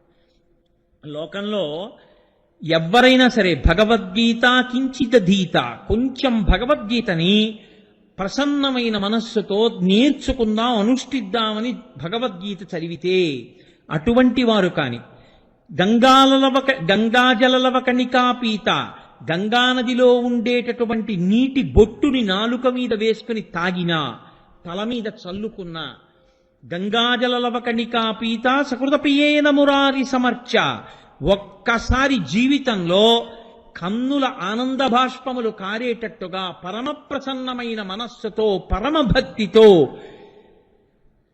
శ్రీ మహావిష్ణువుని తులసి దళాలతో కాని పువ్వులతో కాని పూజ చేసిన, మానసికంగా పూజ చేసిన, సకృతపియేన మురారి సమర్చ క్రియతే తస్య యమేన నచర్చ, వాడికి యమధర్మరాజుతో వాదోపవాదములు ఉండవు. వాదోపవాదములు మేమెందుకు చేస్తామండి యమధర్మరాజు గారితో అంటారేమో. యమధర్మరాజు గారి యొక్క దూతలు వచ్చి పాశములు వేసి లాగేస్తుంటారు. వీడేమో నే రానని అటు ఇటు పారిపోతుంటాడు. పారిపోతుంటే ఆ దూతలు ఏం చేస్తారంటే కపము, వాతము, పైత్యము అని మూడింటిని ప్రకోపింపచేస్తారు శరీరంలో. ఈ పైత్యం చేత సంధి కలుగుతుంది. అంటే ఏమిటో మాట్లాడుతుంటాడు, ఏవో గుర్తొస్తాయి, అవన్నీ ఇప్పుడు చేస్తున్నాను అనుకుని సంధి ప్రలాపం అంటారు. ఏవేవో అరుస్తూ ఉంటాడు, ఏవో మాట్లాడతాడు. అప్పుడు తన దృష్టి దేని మీద ఎప్పుడో చేసిన పనేదో గుర్తొస్తుంది, దాన్ని అరుస్తూ ఉంటాడు. ఆ కపము, వాతము నొక్కేస్తుంటాయి జీవుణ్ణి. ఆ ప్రాణం ఎటు వెళ్ళలేక వాటి మధ్యలోకి వెళ్ళిపోతుంది. వెళ్ళిపోయిన తర్వాత అప్పుడు పాశం వేసి దాన్ని ఉగ్గడించేస్తాడు. అటువంటి స్థితిలో ఇక మనసు నిలబడదు, బుద్ధి పనిచేయదు. తానేదైనా మాట్లాడదాం అనుకున్నా, చెప్దామన్నా ఇక చెప్పగలిగిన ప్రజ్ఞ ఉండదు. ఎవరో మహానుభావులైనటువంటి వారికైతే, ఎప్పుడూ భగవంతుణ్ణే పట్టుకున్న వాళ్ళైతే, అటువంటి వాళ్ళకి మనసు చాంచల్యమును పొందినప్పుడు కూడా ఈశ్వర సంబంధమైన నామమే వస్తుంది. మహానుభావుడు అప్పయ్య దీక్షితర్ వారిని, ఆయన ఒకానొకప్పుడు పిచ్చి కలిగేటటువంటి మందు తాగారు. శిష్యుల్ని పిలిచి, ఒరే నేను పిచ్చొచ్చే మందు తాగుతున్నాను, దీనివల్ల నాకు 1 గంట సేపు పిచ్చి వస్తుంది. 1 గంట సేపు పిచ్చొచ్చినప్పుడు మీరు తలుపులు వేసి బయట గొళ్ళెం పెట్టేయండి. ఈ పిచ్చిలో నేను ఏమరుస్తున్నానో ఓ కాగితం మీద రాయండి. గురువుగారు కదా ఏమైనా అనుకుంటారేమో అని చూడకండి. నా మనసుకి స్థిమితం లేనప్పుడు, నా మనసు స్వస్థత తప్పిపోయినప్పుడు భగవంతుడి గురించి అరవగలిగితే నా మనసు భగవంతుణ్ణి అప్పుడు కూడా పట్టుకోగలదు అని నమ్మకం. ఇతర విషయాలు ఏమైనా అరిస్తే నా మనసు భగవంతుణ్ణి పట్టుకోవడంలో కృతకృత్యం కాలేదు అని గుర్తు. కాబట్టి నేను ఈ 1 గంట సేపు ఈ పిచ్చెక్కే మందు తాగి ఏం మాట్లాడతానో మీరు వినండ్రా అని కిటికీ దగ్గర కూర్చోబెట్టారు. ఓ 1 గంట సేపు మహానుభావుడు ఏదో అలా మాట్లాడుతూనే ఉన్నారు. 1 గంట అయిపోయిందా, ఆయన పిచ్చి తగ్గిపోయింది. తగ్గిపోయిన తర్వాత తలుపులు తీశారు. గొళ్ళెం తీసి తలుపులు తీసి, గురువుగారు బయటికి రండి అన్నారు. నేను ఏం మాట్లాడానురా ఈ 1 గంట అన్నారు. ఇదిగో గురువుగారు మీరు చదివినటువంటి శ్లోకాలు ఇవి అని చూపించారు. ఉన్మత్త శతకము అంటారు. ఉన్మత్త అంటే పిచ్చి. ఆయన మనసు స్వస్థతలో లేనప్పుడు ఆయన పరమశివుడు గురించి చేసినటువంటి ఆ స్తోత్రం అత్యద్భుతమైనటువంటి స్తోత్రమై లోకంలో విరాజిల్లింది. అంటే మహాపురుషులైనటువంటి వారు వినా అందరికీ అలా భగవంతుణ్ణి పట్టుకోవడం సాధ్యం కాదు. మరణ సమయంలో కపవాత పైత్యముల్ కప్పగాశ్రమ చేత కంపముద్భవ మంది కష్టపడుచు నారాయణాయంచు నా జిహ్వతో నిన్ను పిలుతునో శ్రమచేత పిలువలేను నాటికిపుడి నీనామస్మరణ చేతు చివినిడవయ్య భూషణ వికాస శ్రీధర్మ పురనివాస దుష్ట సంహార నరసింహ దురిత దూర అని ప్రార్థిస్తాడు నరసింహ శతక కర్త. ఒంట్లో ఓపికండగానే చెప్తాను, ఈశ్వర చెవి ఒగ్గి విను, వీడు పలికాడు భగవన్నామని గుర్తు పెట్టుకో, అప్పుడు చెప్పగలనో చెప్పలేనో అంటాడు. కాబట్టి భగవద్గీత కించిదధీత గంగాజలలవకణికాపీత సకృతపియేన మురారి సమర్చ క్రియతే తస్య యమేన న చర్చ. యమధర్మరాజు గారి భటులు రావడం, పాశాలు వేయడం, రా అనడం, నే రానండం, గొడవ పడ్డం, ఆఖరికి లాగేయడం ఇవేం ఉండవు.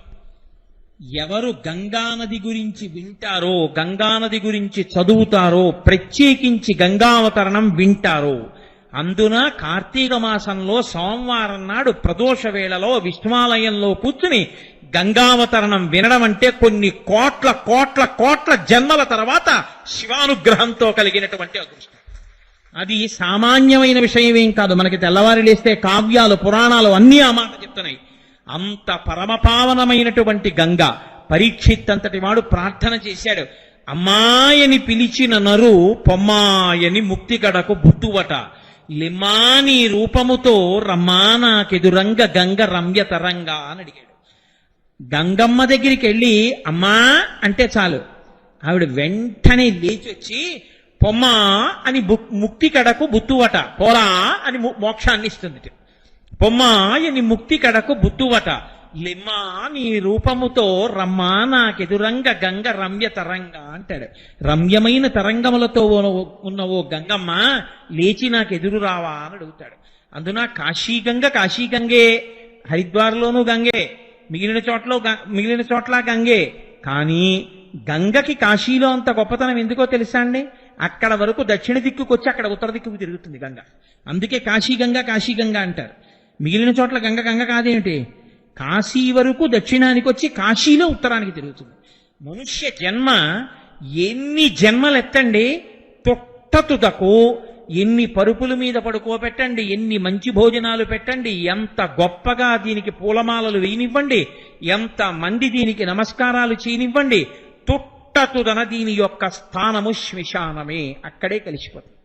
పార్వతీదేవి మహాభారతం అనుశాసనిక పర్వంలో పరమశివుణ్ణి అడిగింది, ఏమయ్యా నీకు ఈ శ్మశానం అంటే ఇంత ఇష్టం, ఎందుకు కూర్చుంటుంటావు ఇక్కడ అని అడిగింది. అడిగితే ఆయన అన్నాడు, పార్వతీ లోకంలో నువ్వు ఎక్కడికి వెళ్ళి చూడు, అది కుక్క నే మనిషి, అది పిల్లి ఇది కుక్క, అది పక్షి ఇది పాము, ప్రతి వాళ్ళు ఉపాధి చూపించుకుని ఇది నేనని అహంకరించేవాళ్లే. ఒక చీమ కూడా నే చీమని కరుస్తానని అహంకరిస్తుంది. అందరి అహంకారాలు పోయి అందరూ వాళ్ళ అహంకార స్థానమైన శరీరములను విడిచిపెట్టేసి, వాళ్ళ ఐశ్వర్యాలు విడిచిపెట్టేసి, వాళ్ళందరినీ విడిచిపెట్టేసి ఇంకా అహంకరించడానికంటూ ఏమీ లేకుండా అందరూ ఒక్కటిగా వచ్చి కూర్చునే ప్రదేశం ఇది ఒక్కటే. ఎవడూ గర్వపడ్డానికి ఏమీ లేరు ఇక్కడ. అందుకని బ్రహ్మజ్ఞానం అంటూ పుడితే ఇక్కడే పుట్టాలి. అందుకే జ్ఞానులందరూ ఇక్కడికి వచ్చి కూర్చుంటుంటారు. కాబట్టి పార్వతి అక్కడికెడితే ఉంది కొట్టుకోవడం, తిట్టుకోవడం, అహంకారాలు. ఇక్కడైతే ఉంది అహంకరించడానికి ఏమీ లేరు, అందరిది ఓటే స్థితి. కుక్కలో జీవుడు, పిల్లిలో జీవుడు, పాములో జీవుడు, తొండలో జీవుడు, మనిషిలో జీవుడు, పరిపాలకుడిలో జీవుడు, పరిపాలింపబడిన వాడి జీవుడు, అందరి జీవుళ్ళు ఒకటిగా వచ్చి జీవులే ఉంటారు ఇక్కడ. అంతే. అన్ని అహంకరించిన కాయములన్నీ కాష్టముల యందు కాలిపోతాయి. కాబట్టి సమానత్వమునకు వేదిక శ్మశానము. అందుకని ఇక్కడ కూర్చుని ఎరా ఇప్పుడు బుద్ధి వచ్చిందా అని చూస్తుంటా. ఇలా అన్నావే, అది ఏమైందిరా చూస్తున్నావా? ఈ బుద్ధి ముందుంటే మీ నాన్నగారిని తీసుకొచ్చావు, తాతగారిని తీసుకొచ్చావు, మామగారిని తీసుకొచ్చావు, ఈ బుద్ధి పెట్టుకుని ఉంటే ఇక్కడికి రాకుండా నేను నిన్ను వచ్చి పొందేవాడిని కదరా, చూసావా అని పాఠం చెప్తూ ఉంటాను. పార్వతి అందరి అహంకారాలు పోయే స్థానం. అప్పుడు వాళ్ళని చూస్తే ఎంత గమ్మత్తుగా ఉంటుందో తెలుసా? అందుకు కూర్చుంటాను అక్కడ.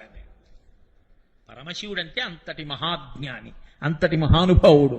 కాబట్టి ఆ గంగావతరణ ఘట్టము అంత గొప్పది. గంగ ప్రవహిస్తుంది. గంగ నిలబడిపోయింది అనుకోండి, ఉపయోగం లేదు. గంగ ప్రవహించి వెళ్ళిపోతుంది. ఇంతకీ నేను ఎక్కడ మొదలు పెట్టాను? ఏ జన్మలో ఉండండి, ఏ శరీరంలో ఉండండి, అన్ని శరీరాలు దక్షిణ దిక్కుకు వెళ్ళిపోతాయి. ఎందుకంటే దక్షిణ దిక్కు యమస్థానం. అందరూ యమధర్మరాజు గారి యొక్క పాశములకు పడిపోయేవారే. ఎవ్వరో కోట్ల కోట్ల కోట్ల కోట్ల మందిలో ఒక్కడు మాత్రమే ఉత్తరాభిముఖుడు అవుతాడు, దక్షిణానికి వెళ్లకుండా. ఉత్తర దిక్కునే ఉంటుంది, కైలాస పర్వతం ఉంటుంది. కైలాస పర్వతం మీద ఎవరుంటారు? మృత్యుంజయుడు ఉంటాడు. మృత్యువుని కాలుతో తన్ని మృత్యువుని శాసించగలిగిన వాడు ఉంటాడు. ఇంకా మళ్లీ పుట్టవలసిన అవసరం లేకుండా జనన మరణ చక్రము నుంచి పైకి రావాలి అంటే శివుడి యొక్క జ్ఞానమును పొందినవాడు, శివానుగ్రహమును పొందినవాడెవడో వాడే పునరావృత్తి రహిత శాశ్వత శివ సాయుధ్య స్థితిని పొందుతాడు. కాబట్టి దక్షిణ దిక్కుకు వెళ్లకుండా ఉత్తరానికి తిరిగిన గంగ కాశీలో ఉంది కాబట్టి కాశీ గంగ అంత గొప్పది. అందుకని కాశీ వెళ్ళా గంగలో స్నానం చేశా, కాశీ వెళ్ళా గంగలో స్నానం చేశా అంటారు. మిగిలిన చోట్ల గంగ గంగ కాదేంటి? అది గంగే. మీరు చూడండి, గంగ యొక్క పవిత్రత అంటే ఎంత గొప్పదో తెలుసా అండి? మనం కలశపాత్ర పెడతాం, కలశపాత్రలో నీటిని తీసుకెళ్లి ఈశ్వరుడికి అభిషేకం చెయ్యం, నైవేద్యానికి ఉపయోగించాం.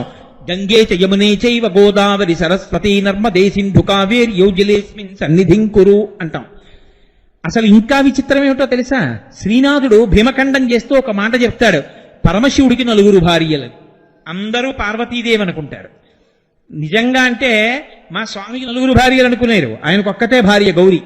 కానీ భార్య పట్ల ఎంత ప్రేమో, భార్యని ఎంత నెత్తి మీద పెట్టుకుంటాడో అలా 4 స్థానములంటే ఆయనకి అపారమైనటువంటి ప్రీతిట. అందుకని 4 భార్యతో సమానమైన స్థానములు పొందారన్నాడు శ్రీనాథుడు. 1 గౌరి, 2 గంగ. గౌరి యొక్కతే మరియు గంగ యొక్కతే, కాశీ యొక్కతే, దక్షిణ కాశీ యొక్కతే. ఆయనకి గంగ అంత ఇష్టం, అందుకని గంగని తల మీద పెట్టుకుంటాడు. అందుకని గంగ భార్యాస్థానముతో సమానత్వాన్ని పొందింది తప్ప భార్య అని కాదు. పరమశివుడు ఎప్పుడూ పాణిగ్రహణం చేయలేదు, భరించాడు కాబట్టి, అంత ప్రీతితో ధరించాడు కాబట్టి గంగ భార్యాస్థానముగా చెప్పబడుతుంది అంతే. 3వది ఆయన భార్యతో సమానమైనది కాశీ యొక్కతే. కాశీపట్టణం అంటే ఆయనకు అంత ప్రీతి. దక్షిణ కాశీ యొక్కటే. దక్షిణ కాశీ దక్షారామం, ద్రాక్షారామం. ద్రాక్షారామం మామిడి పళ్ళరామం కాదు, అది దక్షారామం. దక్ష ప్రజాపతి ఉన్న ఊరు కాబట్టి దక్షారామం అంటే పరమేశ్వరుడికి అంత ఇష్టంట. అందుకే ఏ వ్యాస భగవానుణ్ణి కాశీపట్టణంలో తిరస్కరించాడో ఆ వ్యాస భగవానుణ్ణే తొడ మీద కూర్చోపెట్టుకుని కౌగలించుకుని నెత్తి మీద పెట్టుకున్నాడు దక్షారామంలో. ఆ వ్యాసుడు ఇక్కడ శివదర్శనాన్ని పొంది ఆనంద తాండవం చేసేశాడు. ఆ సంతోషపడిపోయి తాండవం చేస్తున్న వ్యాసుని మూర్తి ఇప్పటికీ దక్షారామ దేవాలయంలో ఒక స్తంభంలో ఉంటుంది. అంత గొప్ప క్షేత్రం దక్షారామం. అటువంటి మహానుభావుడు. గంగానది యొక్క స్థితి అంటే అటువంటిది. ఆ గంగ ప్రవాహము తానే వెళ్ళి పాపులనందరినీ కూడా పుణ్యాత్ములుగా మారుస్తూ ఉంటుంది. అంత పరమపావనమైనటువంటి గంగ ప్రవహించడమే ఆయన జ్ఞానగంగాధరుడు కూడా. జ్ఞానము ఒక చోట ఉండిపోయింది అనుకోండి, లోకమునకు పనికిరాదు. తన జ్ఞానమునందు, తన యొక్క పాండిత్యమునందు తనకి మోహం ఉందనుకోండి, నాకు తెలుసు నేను ఎందుకు చెప్పాలి అన్నాడు అనుకోండి, అది ఇంకెవరికి పనికిరాదు. తాను నేర్చుకున్నది ఏ విధమైనటువంటి స్వార్థ ప్రయోజనాన్ని ఆశించకుండా చెప్పడమే ధర్మంగా చెప్పేయగలిగినటువంటి ప్రజ్ఞ. అంటే ఎక్కడో ఉప్పు నీటి సముద్రంలో ఉన్నటువంటి ఉప్పు నీటిని తాగి మంచి నీటిగా మార్చి చల్లటి నీటిని పట్టుకుని నిరాధారమైనటువంటి మార్గంలో ఆకాశంలో ప్రయాణించి వచ్చినటువంటి మేఘము, ఈ ఊళ్ళో ఉన్న వాళ్ళందరూ దాహార్తితో ఉన్నారు కాబట్టి వీళ్ళకి చల్లటి నీళ్లు కురిపిద్దాం అనుకున్నప్పుడు వీళ్ళందరూ లేచొచ్చి నాకు కృతజ్ఞత చెప్తారా చెప్పరా అని చూడకుండా అందరూ నిద్రపోతున్న రాత్రి వచ్చి తనలో ఉన్నటువంటి చెట్ట చివరి నీటి బిందువుని కూడా వర్షంలా కురిపించేసి తేలికైపోయి అమ్మయ్యా నా దగ్గరున్నదంతా ఇచ్చేశానని సంతోషంతో తూది పింజలా విడిపోయేటటువంటి మేఘము ఎంత గొప్పదో. ఒక ఆవు పుట్టల మీద నది ఒడ్డున ఉన్నటువంటి పచ్చగడ్డి పరికలన్నింటినీ గబగబా తిని ఎక్కడికో వెళ్లి పడుకుని తిన్న గడ్డి పరికలన్నింటినీ లొంగ చుట్టుకుని కడుపులోంచి పైకి తెచ్చి నోట్లో పెట్టుకుని మళ్లీ బాగా తిని నెమరవేసి మెత్తగా గుజ్జుగా మార్చి కడుపులో పెట్టుకుని పాలగా తయారు చేసి దూడ వచ్చి 2 గుద్దులు గుద్దినంత మాత్రం చేత దాచుకోవడం చేతకాక విడిచిపెట్టిన ఆవు ఎంత ఉదారమైనదో. అంత గొప్ప పువ్వులు పళ్ళు కాసినా పండినా ఒక్క పువ్వు తాను పెట్టుకోవడం గాని ఒక్క పండు తాను తినడం గాని చేత కానటువంటి చెట్టు ఎంత ఉదారమైనదో. అంత ప్రవహించి వెళ్ళినా ఒకడు అందులో అశుద్ధాన్ని విసర్జించినా, మూత్రం పోసినా, స్నానం చేసినా, ముళ్ళ చెట్లు గీరినా, రాళ్లు అడ్డుపడ్డా, పైనుంచి కింద పడినప్పుడు తల బద్దలైనా ఆగకుండా ప్రవహించి వెళ్ళేటప్పుడు తనలో స్నానం చేసినటువంటి వాళ్ళందరి యొక్క పాపములను కడగగలిగినటువంటి గంగ కూడా అంత పునీతమై, అంత స్వార్థము లేనిదై, అంత పరమ ప్రఖ్యాతమై భారతదేశానికే గంగానది ఒక తలమానికమై, గంగా అన్న పేరు చెప్తే చాలు పులకించిపోయి గంగా స్నానం చెయ్యని వాడు ఉండడు, గంగ చెంబు ఇంట్లో లేనివాడు ఉండడు, గంగ బిందువు తల మీద పడితే చాలు పొంగిపోతారు, గంగ పేరు చెప్పకుండా కలశపాత్రకి ఆవాహన కూడా చేయరు. అంత ప్రఖ్యాతమైనటువంటి నది గంగమ్మ. అందుకే కాశీలో పరమశివుడి దేవాలయంలో విశ్వేశ్వరుడికి ఎంత అభిషేకం ఆరాధన జరుగుతుందో సాయంకాలం వేళ గంగా నదికి అంత ఆరాధన జరుగుతుంది. గంగ హారతి అని ఆ హారతి చూడ్డానికి పడవల్లో ఎదురుగుండా కూర్చుంటారు.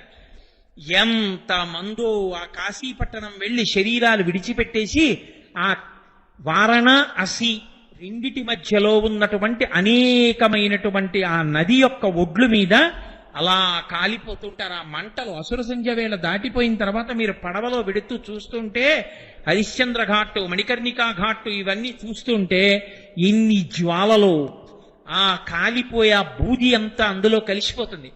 ఆ గంగలో పడ్డవాళ్ళంటే నా ఉద్దేశ్యం శరీరం పడి విడిచిపెట్టమని కాదు, శరీరం పడిపోయిన తరువాత గంగలో కలిసిపోయిన వాళ్ళందరూ మోక్షం పొందుతారు. అందుకే యావత్ భారతంలో ఎక్కడ శరీరం పడిపోనివ్వండి, ఎక్కడ శరీరాన్ని కాల్చేయనివ్వండి. అస్థి సంచయనము అని మరునాడు పొద్దున్న వెళ్ళి కొడుకు ఎముకలు తండ్రి గారి శరీరపు బూదీ తీసి ఒక కుండలో పెట్టి గుడ్డ కట్టి మూట కట్టి భార్య మెడలో ఉన్న బంగారాన్ని లాకర్లో దాచుకున్నట్టుగా తండ్రి శరీరం బూది కుప్పైపోయిన తర్వాత ఆ కుండని గుడ్డ కట్టి పేరు రాసి శ్మశానంలో లాకర్లో పెట్టి దాస్తారు. దాచి సాధ్యమైనంత తొందరగా, అయ్యో మా నాన్నగారు శరీరంతో 10 మాటలు వెళ్ళి గంగలో స్నానం చేయలేకపోయాడు, గంగావతరణం చదువుకోలేకపోయాడు, గంగావతరణం వినలేకపోయాడు, గంగ చెంబు చూసి నమస్కారం చేయలేకపోయాడు. ఇటువంటి నాన్నగారి యొక్క చితాభస్మాన్ని గంగలో కలిపేస్తానని తాను బయలుదేరి కుండ పట్టుకుని వెళ్లి కాశీపట్టణంలో గంగానదిలో కలిపేసి వస్తారు. నాకు తెలుసున్నంత వరకు సనాతన ధర్మంలో ఉన్న వాళ్ళ శరీరాలలో, భారతదేశంలో పడిపోయిన వాళ్ళ శరీరాలలో 100కి 99 శరీరములలో ఉన్నటువంటి బూది ఎముకలు గంగానదిలో కలిసి తీరుతాయి. ఇంత శవభస్మ చేరినా, ఇన్ని ఎముకలు చేరినా ఆ గంగానది జలాల్ని మీరు ఒక డబ్బాలో పట్టి తీసుకొచ్చి ఇంట్లో పెట్టండి. నేను ఒకసారి పరిశీలన కూడా చేశాను. ఎన్ని నెలలు ఉన్న తర్వాత అయినా గంగని ఒక పాత్రలో పోసి చూడండి, కొంచెం బూజు పట్టడం కాని, నలకలు కాని, పురుగులు పట్టడం కాని ఏమీ ఉండదు. ఎక్కడిది గంగకి ఆ పవిత్రత? ఎక్కడి నుంచి వచ్చింది శక్తి ఆ గంగకి? ఇప్పటికీ దేశ విదేశాల నుంచి ఎందరో కాశీ పట్టణానికి వచ్చి ఆ గంగలో స్నానం చేస్తుంటారు. గంగే. గంగ భారతదేశపు సంస్కృతి సాంప్రదాయాల వారసత్వానికి చిహ్నం. భారతదేశంలో సనాతన ధర్మం మీద భక్తులకు ఉన్న పూనికకి గంగమ్మ చిహ్నం. మనకి నదులలో గంగమ్మ మీద ఉన్నంత భక్తి ఇంకా ఏ నది మీద ఉండదు. గోదావరమ్మ అనం, లేకపోతే నర్మదమ్మ అనం, గంగమ్మ అంటాం. అమ్మవారిని పార్వతమ్మ, లక్ష్మమ్మ అన్నట్టే నదులలో గంగని మాత్రం గంగమ్మ అంటాం. గంగమ్మ అని పేరు పెట్టుకుంటాం. గంగానమ్మ జాతర అని జాతర చేస్తాం. గంగ ఈ జాతి జీవనాడిలో కలిసిపోయింది. గంగ ఒకటి, సనాతన ధర్మం ఒకటి కాదు. సనాతన ధర్మమే గంగ, గంగయే సనాతన ధర్మం. అంత గొప్ప నది. ఆ నదికంత శక్తి రావడానికి కారణం మా స్వామి పరమేశ్వరుడు యొక్క శరీరమునకు తగిలి కింద పడ్డం. అందుకని ఆయన గంగాధర అన్న నామాన్ని పొందాడు. ఆయనే జ్ఞానగంగాధరుడై లోకమునకంతటికి జ్ఞానాన్ని కూడా పంచిపెడుతూ ఉంటాడు. అంటే ఆయన నుండే మొట్టమొదట ఆయన గురువుగా కూర్చుని లోకమునకు మొట్టమొదట విజ్ఞానాన్ని నేర్పడం మొదలుపెట్టాడు. అక్కడి నుంచి ఆ గురు పరంపర అలా కొనసాగుతూ వెళ్ళింది. అందుకే ఇప్పటికీ పూజలో కూర్చుంటే సదాశివ సమారంభాం శంకరాచార్య మధ్యమాం అస్మదాచార్య పర్యంతాం వందే గురు పరంపరాం అని పరమశివుడు దక్షిణామూర్తిగా కూర్చుని మౌనంతో జ్ఞాన ప్రకటనం చేసి జ్ఞానబోధ చెయ్యడం దగ్గర మొదలుపెట్టి ఆది గురువుగా కూర్చున్నటువంటి సదాశివుడు, మధ్యలో ఉన్నటువంటి శంకర భగవత్పాదులు, ఈనాటి వరకు ఈ 4 మాటలు చెప్పుకోగలిగాను అంటే దానికి కారణమైనటువంటి అస్మద్గురువరేణ్యులైనటువంటి బ్రహ్మశ్రీ మల్లంపల్లి అమరేశ్వర ప్రసాద్ శర్మ గారి వరకు మా గురు పరంపరకంతటికీ కూడా నమస్కారం అని గురువు గారికి నమస్కారం చేసి కూర్చుంటాం. పూర్తి చేస్తే మంగళాశాసన పరై మదాచార్య పురోగమై, మా గురు పరంపరకు మంగళమగుగాక. కాబట్టి ఆ గురు పరంపర జ్ఞానాన్ని ఎప్పుడూ ఇస్తూ ఉంటుంది, పాపములు పోగొడుతుంది, పవిత్రతనిస్తుంది. ఆయన బాహ్యమునందు గంగాధరుడు, ఆంతరమునందు జ్ఞాన గంగాధరుడు. ఇన్నిటిని ధరించినటువంటి మహానుభావుడు నా తండ్రి శంకరుడు. కాబట్టి ఆయనకి గంగాధర, వ్యోమకేశ, కృపానిధి, జటాధరుడు, ఇన్ని బిరుదు నామాలు, ఇన్ని నామాలు వచ్చాయి. కాబట్టి ఒక 5 నామాలతో దండ కట్టాను ఇవాళ. మీ అందరూ సంతోషంగా ఇవాళ గంగావతరణం విన్నారు. కాబట్టి నేను ఇంకొక నామాన్ని ఇవాళ ముట్టుకోను, చాలు. నేను నిజం చెప్తున్నాను, మీరు నమ్మండి, త్రికరణ శుద్ధిగా చెప్తున్నాను. భగవానుడు శివాలయాన్ని పునర్నిర్మాణం చేస్తున్నారే, పిల్లలందరూ కలిసి, ఇంతమంది కలిసి తలో చెయ్యి వేసి గుడిని కట్టాలనుకుంటున్నారు. వీళ్ళని నేను అనుగ్రహించాలి అనుకున్నాడు. ఈ ధూర్తుడు అక్కడ ఇక్కడ తిరుగుతూ ఉంటాడు, వీడిని తీసుకొచ్చి కూర్చోబెడితే తెలిసో తెలీదో 4 మాటలు చెప్పుకుని వీడు పవిత్రుడవుతాడు. నన్ను కూర్చోబెట్టాడు. కార్తీక సోమవారం నాటి సాయంకాలం వేళ గంగాధర నామ వ్యాఖ్యానం చేయించి గంగావతరణం చెప్పించాడు. శంకరాచార్యుల వారు గంగాష్టకము అని ఒక అత్యద్భుతమైన అష్టకాన్ని చేశారు. ఇవాళ మనం ఒక గొప్ప ప్రయోగాన్ని చేద్దాం. గంగానది జలాల్ని ఒక చక్కటి కలశలో పెట్టి, కాకినాడ మన భానుగుడి జంక్షన్లో ఉన్నటువంటి పోలీస్ క్వార్టర్స్ లోని అయ్యప్ప స్వామి దేవాలయ అంతరాలయంలో ఆ కలశ పెట్టి, ఆ కలశలో గంగమ్మని నామములతో పూజ చేసి పరమ పవిత్రంగా సంధ్యావందనం చేసుకున్నటువంటి బ్రాహ్మణోత్తములు ఆ కలశ పట్టుకుని ఇక్కడికి తీసుకొచ్చారు. ఇప్పుడు వాళ్ళు మీ అందరి మధ్యలోకి వచ్చి ఆ గంగని మీ మీద ప్రోక్షిస్తారు. ఆ గంగ మీ తల మీద పడుతూ ఉండగా ఉత్తినే కూర్చోకుండా శంకరాచార్యకృతమైనటువంటి గంగాష్టకం అంతా చదివి చెప్పడానికి సమయం సరిపోదు. కాబట్టి నేను గంగాష్టకంలో ఆయన చెప్పినటువంటి అద్భుతమైన మాటలతో కూడిన ఒక 2-3 శ్లోకములు చిన్న చిన్న మాటలుగా మీతో చెప్పిస్తా. మీరు ఆ గంగాష్టకం మీద, దాని వ్యాఖ్యానం మీద మనసు పెట్టి వింటూ ఉండండి. గంగ తనంత తాను మీ తలల మీద పడిపోతుంది. మీరేం ప్రయత్నం చేయక్కర్లేదు. వాళ్ళందరూ మీలోకి వచ్చి వాళ్లే మీకు గంగ చల్లుతారు. నేను మంగళం చెప్తే తప్ప ఈ పీఠం మించి లేవను. మంగళం చెప్పకుండానే గంగాష్టకం చెప్తున్నాను అంటే గుర్తు ఏమిటి? సభంతా అయిపోయిన తర్వాత గంగాష్టకం అయ్యాక నేను అడుగుతానమ్మా, అందరి మీద పడిందా అని అడుగుతాను. ఎవరైనా ఒక్కరు మా అబద్ధాలు ఆడకూడదు. ఒక్కరు మా మీద పడలేదంటే మళ్ళీ మీ దగ్గరికి వచ్చి చల్లుతారు. అంత శ్రద్ధగా మీరు కూర్చునుండగా మీ మీద చల్లిస్తాం. అందుకే నేను మంగళం కూడా చెప్పట్లేదు. కాబట్టి చక్కగా డాక్టర్ గారు, ఇరగవరపు సత్యనారాయణమూర్తి గారు, సత్యనారాయణ గారు, ఆ ఇతర ఋత్విక్కులు మీ అందరూ తలకొక ప్రాంగణంలోకి అందరూ ఒక్క చోట కాకుండా వెళ్ళి వాళ్ళకి త్రోవ ఇస్తుండమ్మా. వాళ్ళ గంగ మీద ప్రోక్షిస్తుండగా కార్తీక సోమవారం మన జన్మలు పండే ఇవ్వాల. చక్కగా నేను చెప్పింది మీరు చెప్తుండండి. నేను శంకరులు ఆ గంగాష్టకం గురించి చెప్పిన మాటలు మీతో చెప్పిస్తాను.